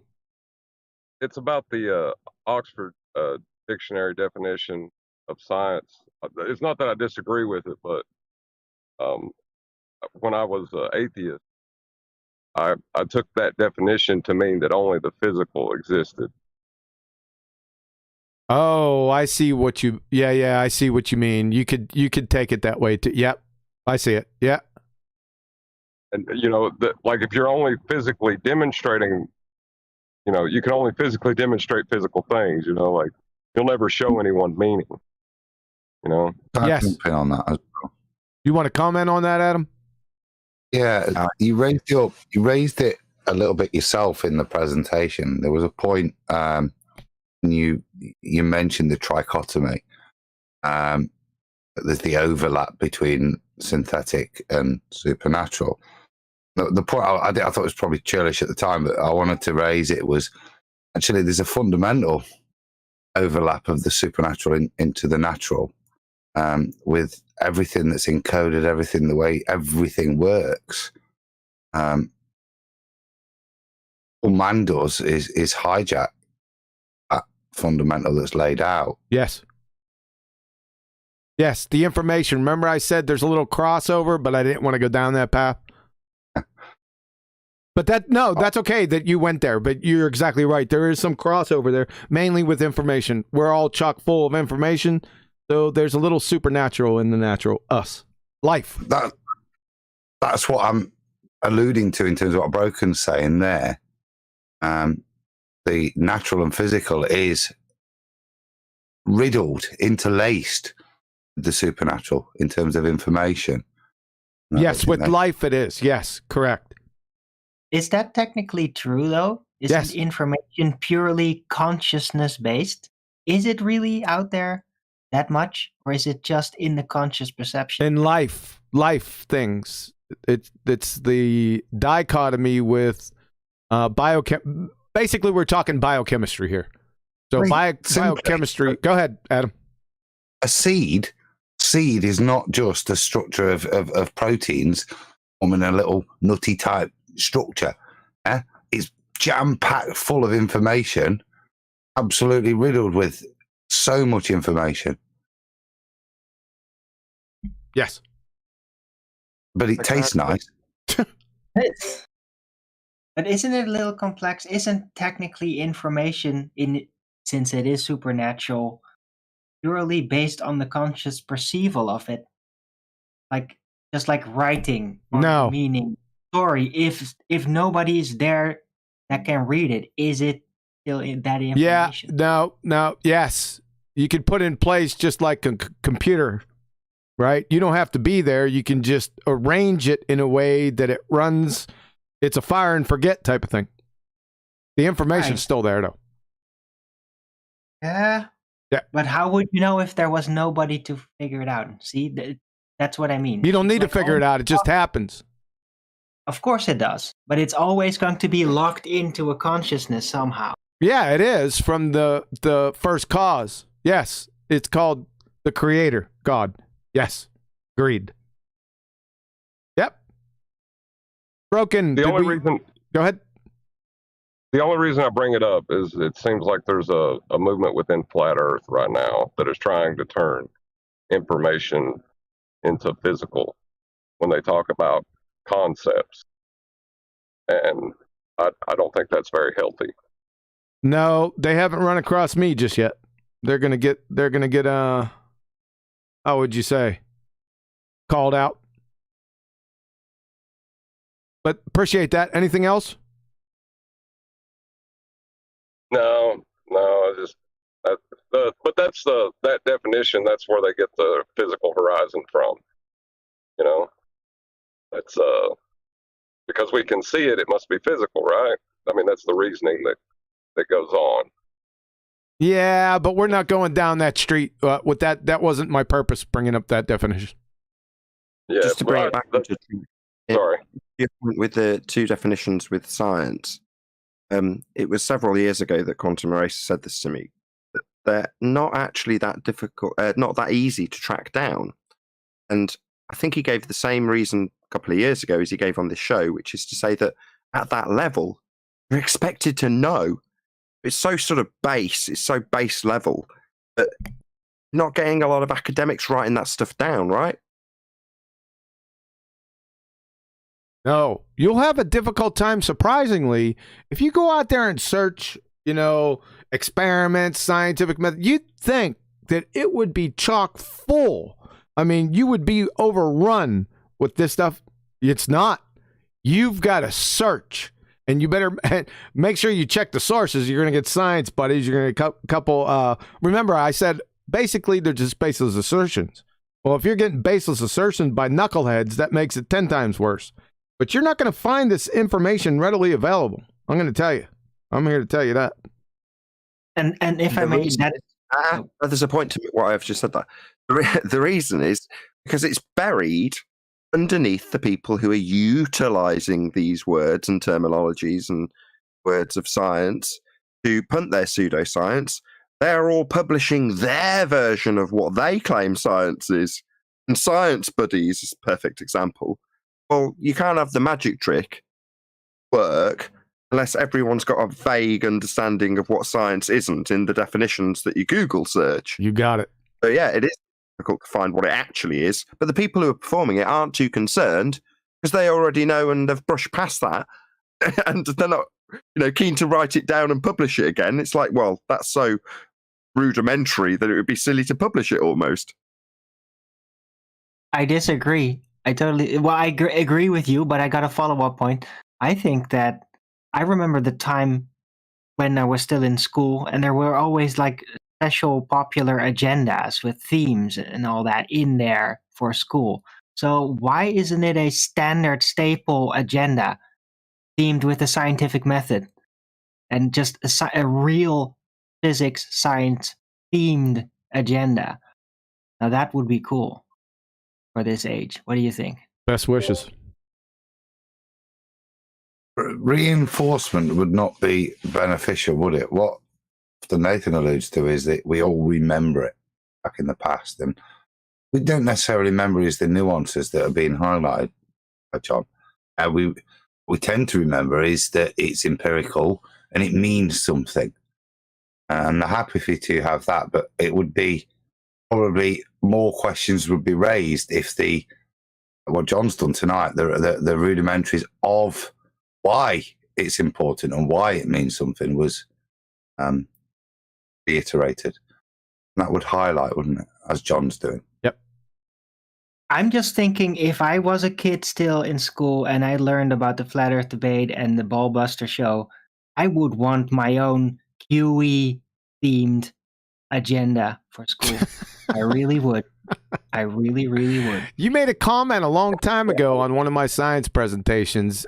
I wasn't even aware of it, right? I went back to the presentation years afterwards, and it was Arwen. He was the first one to comment. It was a cathexis video, and he made an outstanding comment. So I can't remember everything about it.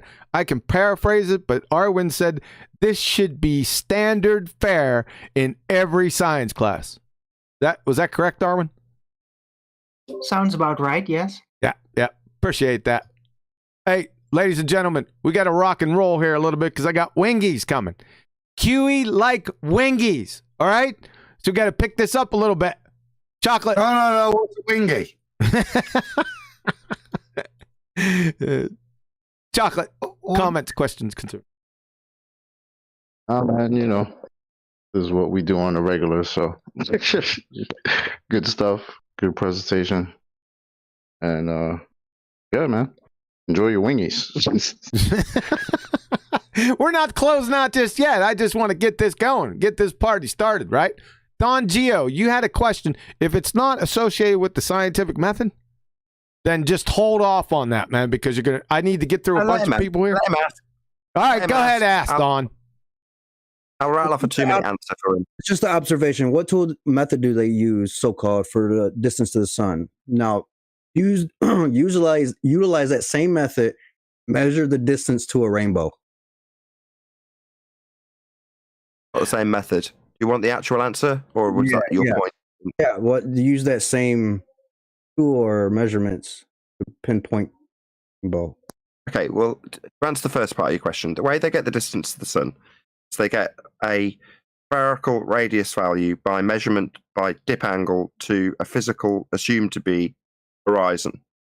And with that R value derived with trig from that dip angle measurement, got a spherical Earth, then you take that value and superimpose it onto Venus so that you can apply Kepler's third law of interplanetary motion to give you all the scaling values and distances, one of which being the sun.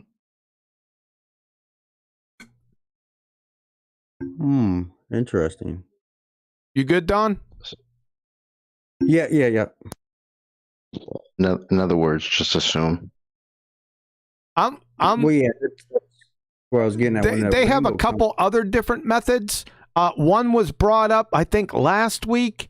And thanks a lot, Rumpus Boy. I hope people parrot this. I'm just sitting out here waiting with a nail spike 44-inch Louisville Slugger for some numpty to come in here or come on the Nathan show when I'm around. And they say, we've determined the distance of the sun by radar. I can't wait for that one. I tried to get it last week, but there was too many people in there, so I had to leave it.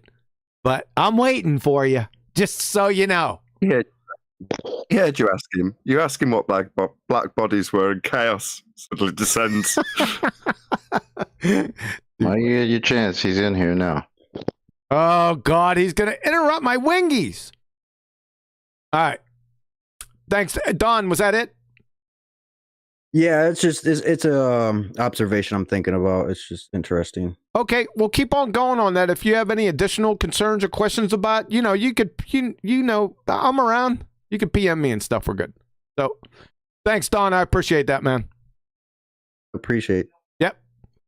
Earth Passenger, you're a new guy on the block. We had a conversation the other day. It was fruitful. What's up, sir? Hey, QE, how are you doing today? Pretty good. any comments, questions, or concerns? We want to try to stick with the actual presentation. I know Nathan, he's probably wanting to talk about other stuff, and I guess that's okay. My wingies will get cold, and I'm going to hold Nathan responsible. So go ahead. Well, to be honest with you, I would love to talk to Nathan. I am a huge fan. I think you're full of crap, but I'm a huge fan. That's hilarious, man. I knew you were going to say something like that. Appreciate it. Any questions or concerns on this presentation, the science? No, to be honest with you, I just kind of tuned in a little while ago, so I'm lacking context of what's going on. But okay, enjoy you guys. Listen to you guys all the time. I think you're full of baloney, but I appreciate, and I think you guys have skills. Appreciate it, Earth Pastor. Go ahead, Nathan. No, I thanked him. I said thank you very much. It's baloney. It's baloney, right? So we're butchers, Glober butchers. But you know what? You know who my favorite flat earther is? Arwen. I think he's the only one that's consistent in his beliefs. And if you take Arwen's beliefs, because I know sometimes he gets disregarded by some of the other flat earthers, but Arwen, I'm going to tell you right now, I think you are the best flat earther out there, and I'm not talking crap. I think you're the best. Not alone. I think Arwen's actually. Arwen's ace, man. We all think Arwen's ace. We all agree on this. Arwen is ace. Yeah, I agree totally. Arwen, I think you've got a lot of skills, man. I don't agree with you because I'm not a flat earther, but Arwen, you have skills, and I think if you can find your right niche in life, you're going to go far. And I appreciate you, and I really enjoy listening. Wow, thank you, man. I really appreciate the compliment. That was really nice, man. Thanks, Earth Passenger. That's all you got?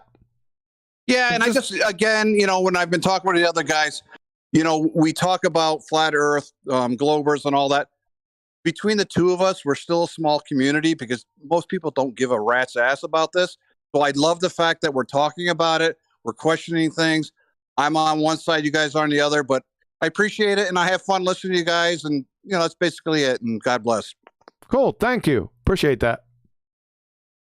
Flat Earther. Comments, questions, concerns about the presentation, sir?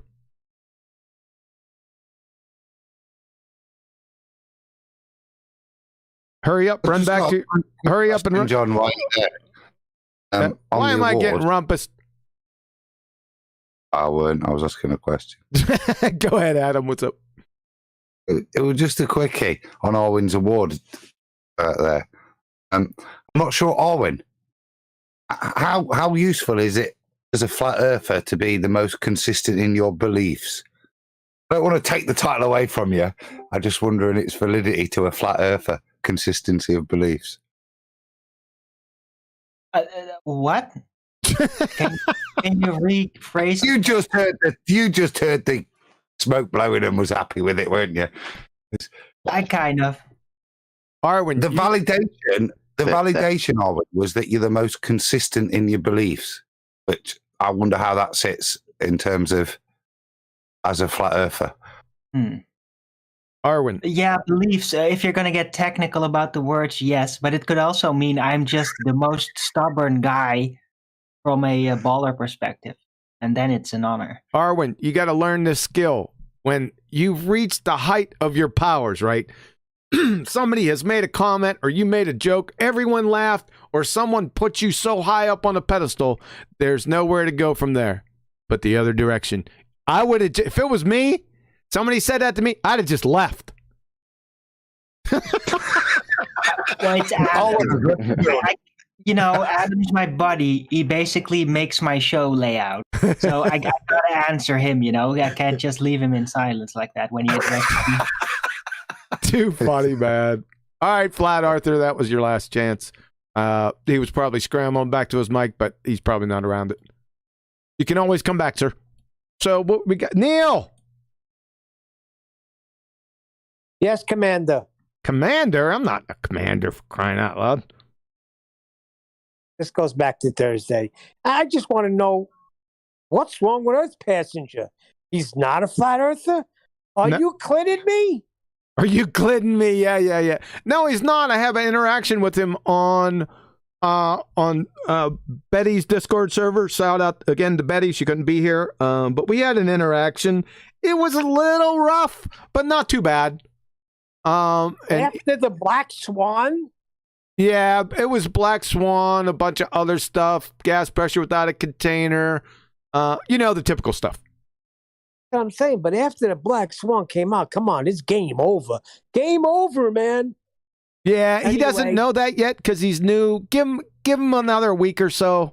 If he hasn't turned by then I've already marked him. Gotcha. Anyway, I'm glad you dropped an anchor on this scientific method thing, because it's really helpful. Learning much. Keep it going, QE. I am. I'm dropping anchor. We're going to go over it. Not this same presentation. We're going to go to the next presentation, part 2, and hang out for another 3 weeks. And then part 3 for another 3 weeks. And part 4 for another 3 weeks. And I don't know. I may circle back. That's how I feel about it. Thanks, Neil. Appreciate that. Rags to riches. Paul, you're on deaf and mute, unless you want to pull a quick one. That's not going to happen. My wings are still good. Skeptical. What's up? Questions, comments, concerns?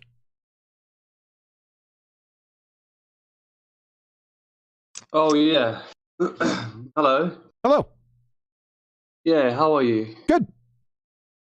Good, man. So, first of all, good presentation. I appreciate your work. And I do have some questions, honestly. I have a specific question.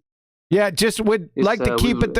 Listen, would like to keep it one question. I'm sorry, but my wingies are coming. Yeah. I want to eat the darn wingies. So if you have a question or comment or concern, the best one that you got.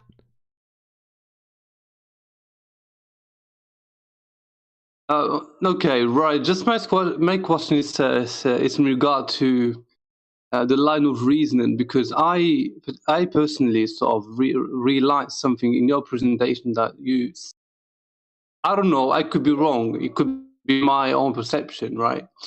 I perceive that you favor or you prioritize deductionism over and above other line of reasoning, including induction or abduction. Because we know, right, for instance, the two historical figures like the Scottish philosopher David Hume, who was a deductionist. Then we've got the modern one, who is Karl Popper, yeah? Yep. The major deductionist, right? A major what? So Did you say inductionist? Deductionist. Oh, you said deductionist. Okay, go ahead. Exactly. So we know that philosopher Karl Popper suggested that it is impossible to prove a scientific theory true by means of induction, because no amount of evidence assures us that contrary evidence will not be found. That's correct, because induction is, I'm going to tell you why he said that, because induction is never found in the scientific method. In fact, he identified the problem of induction. Guess what example he used? Yeah. All swans are white. How we come circling all the way back. But go ahead, your question, sir. Sorry? But go ahead, your question. So, I mean, basically, just my question is around the line of reasoning, because should we ignore, be reliant on inductionism? No, you should. We sort of throw inductionism through now. We should understand what I'm trying to. I think I understand, but we're talking about the science, natural science, and the scientific method. It doesn't have any induction in it whatsoever. Now, do we throw all induction out? No, but it's not part of the scientific method. That's my answer. But it's part of it. That's the whole point, right? So, because we don't forget the natural science, like physics and. But for instance, we know that most science, like biology, biochemistry, they mostly rely on inductionism as well. No, they don't. Not the natural sciences, they don't. Induction is probability or likelihood. Now, some parts of it may rely on that. Those are the non-scientific parts.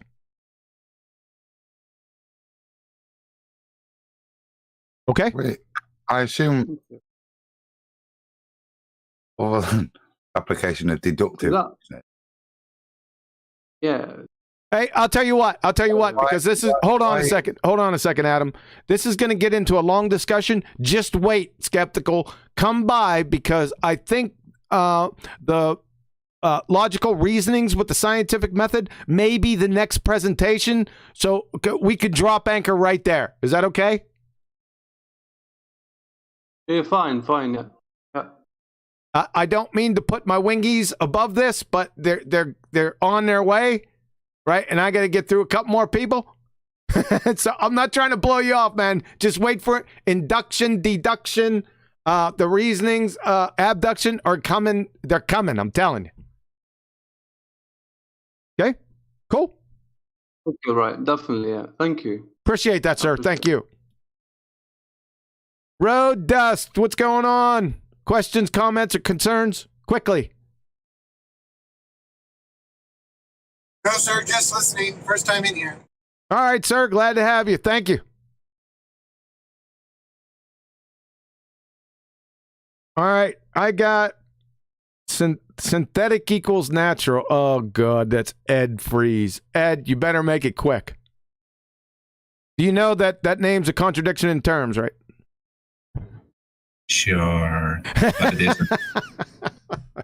So, do man-made objects follow the laws of nature, and are they made from natural materials? It depends. They're made from natural. Everything is made from natural atoms, but that's a false division fallacy. It's an fallacy of induction. Well, so do they follow the laws of nature? It depends on what you're talking about. You got to get specific. Do man-made objects follow the laws of nature? No, I already answered you. No, well, the laws of nature. So man-made objects. So I got a cup in my hand. It's a cup of water, and I put it up above my head with my arm. Is that a law of nature? You get it? That's not what I asked. Yeah, that's what you asked. I'm not playing your friggin' fruitcake games. Okay, so you're gone. John, he's playing a trick question. No, it's not. He's not tricking anyone. So I don't want a discussion. I don't want a discussion about it, Arwen. Okay? I know what he's doing. I got it. Appreciate it. We got the rumpus. See, I'm trying to get through here because I know I got the rumpus. I'm going to take you off mute. If you say you don't understand, I'm going to immediately mute you. Okay? So, stick with the topic. This is about the scientific method and natural science. All right? Go. Do you understand that the analysis of, say, your genome or the measurement of the size of a proton is science? No, it's not. That's a what is question. It can't enter the scientific method. Well, that's because you don't understand. Oh, okay. Bye. Travis, how's it going, sir? Oh, is somebody taking these guys? All right, Travis. Questions, comments, concerns? I haven't seen you in a while, sir. How you doing? Hey, I'm doing well, man. Yeah, good presentation. I caught about the last third of it. It was good. Science is narrow. Natural science is what's necessary to validate what we're going through right now. Yes, sir. Much kudos to you on doing your presentations and sticking to it. That guy, Earth Passenger, do you have any scientific evidence for the shape of the Earth? That's my only question. Well, you're gonna have to ask him that question after the show, sir. Okay. No worries. Because we got wingies, right? So, anything else, Travis? Yeah, man. How you eating your wings? They are crispy wing. They're outstanding. It's gonna be hot sauce and ranch dressings with maybe a couple small slices of pizza. How about that? Oh, cool, man. Cool. You do that blue cheese? I don't do blue cheese, man. It's ranch dressing. I'm going to tell you one more time. It's ranch dressing, right? We got some hot sauce going on. and maybe a couple small slices of pizza on the side. My mouth is watering just talking about it. But we got to get out of here real quick, man, because it's going to get cold. I think she just left to go pick them up. So appreciate it, Travis. We got to rock. Arwen. All right. Quick, concise. Channel shout-outs. Yeah. Before that, just 20 seconds. Man-made devices abide by natural law, but you can't use them to derive a phenomenon for the scientific method. And that was basically the trick question. So anyway, the early bird show on my channel, ARWIGN. I have a show every day at 1 p.m. Amsterdam time in the weekdays, 2 p.m. Amsterdam time in the weekend. Hope to see you there. I interact with chat a lot. Yes. A good show. Glad to be part of it once again. Appreciate it, man. Thank you. Adam, sir. Yeah, good show, John. The point of it where we mentioned semantics was important, and I did try and interrupt, but I was rumpus by chocolate. That was, and the answers become clear, but I did have to search on the internet, and that was the definition of wingy. Words mean something. So with that in mind, I'll keep my last question brief but twofold. QE likey, QE wanty. Yeah, if you ever see Tommy Boy, you know what I'm talking about. Oh yeah. Yeah. Appreciate it, sir. Nathan, cheers, sir. pal. Oh, are you done? Yeah, that ends the cheers. Yeah.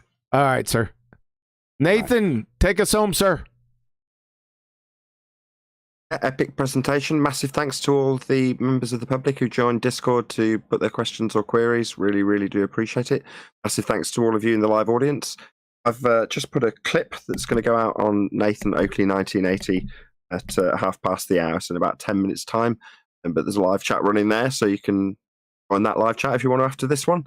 Or if you're watching on Nathan Oakley 1980, the rerun of this particular Ballbusters, massive thanks for joining in the premiering stream. Huge kudos to QE for putting these presentations together. And I will round out the show, stress the importance of understanding what science actually is so you can spot what science isn't. Been Nathan Oakley, and massive thank you to all the Ballbusters panel. We'll see you in the next Ballbusters.